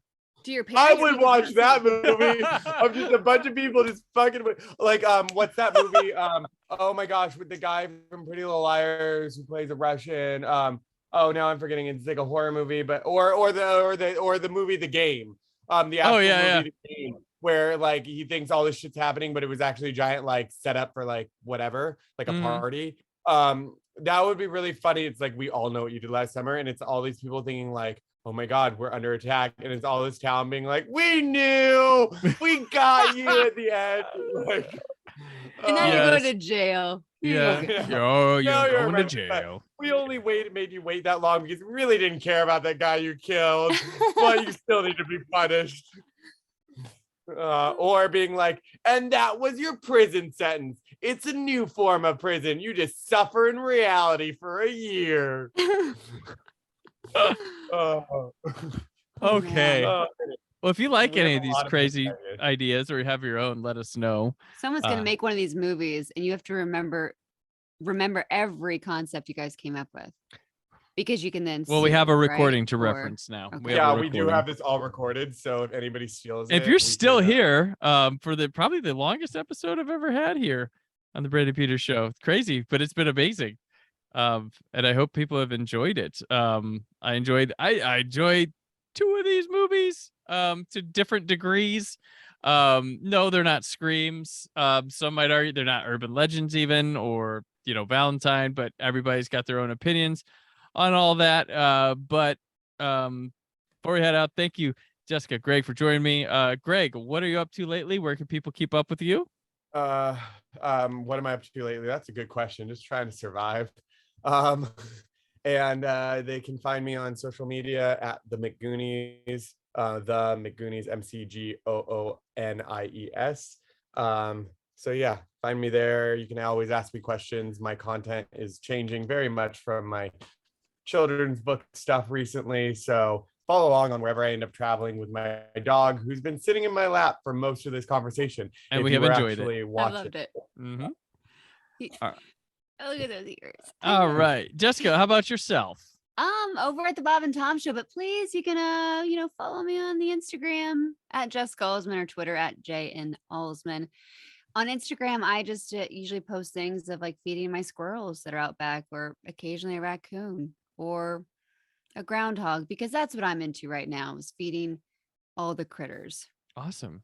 Because I'm like Elvira on Tiny We have Toons. squirrels that take the apples from my neighbor's yard across the street and bring them to our yard, and then drives my wow. dog nuts. So, Oh, okay, and both of you will be returning shortly on this show for those listeners to help fill out October. So very excited for your return and for this episode here that I hope everybody listen to and enjoy. I'm on Twitter and Instagram at Brandon4KUHD, written work at whysoblue.com. There is more for the Brandon Peters Show this week, but until then. Don't you see? He's got us now. Okay, this is exactly what he wants. We can't go to the police, not now. He's made sure of that. He's just out there and he's watching us and waiting. What are you waiting for, huh? What are you waiting for? thank you for listening. The Brandon Peters Show is a Creative Zombie Studios production. Produced by Brad Shoemaker and Brandon Peters. Written and edited by Brandon Peters. Announcer vocals by Jessica Alsman. Theme song by Metavari. Web design and show art by Brad Shoemaker with Brandon Peters. All music and clips featured in the episode are property of their respective studios, and no infringement is intended. Additional information on this and other episodes at BrandonPetersShow.com. For any inquiries, press opportunities, or sponsorship, contact mail at BrandonPetersShow.com. The show is available on Apple Music, Spotify, or anywhere podcasts are found.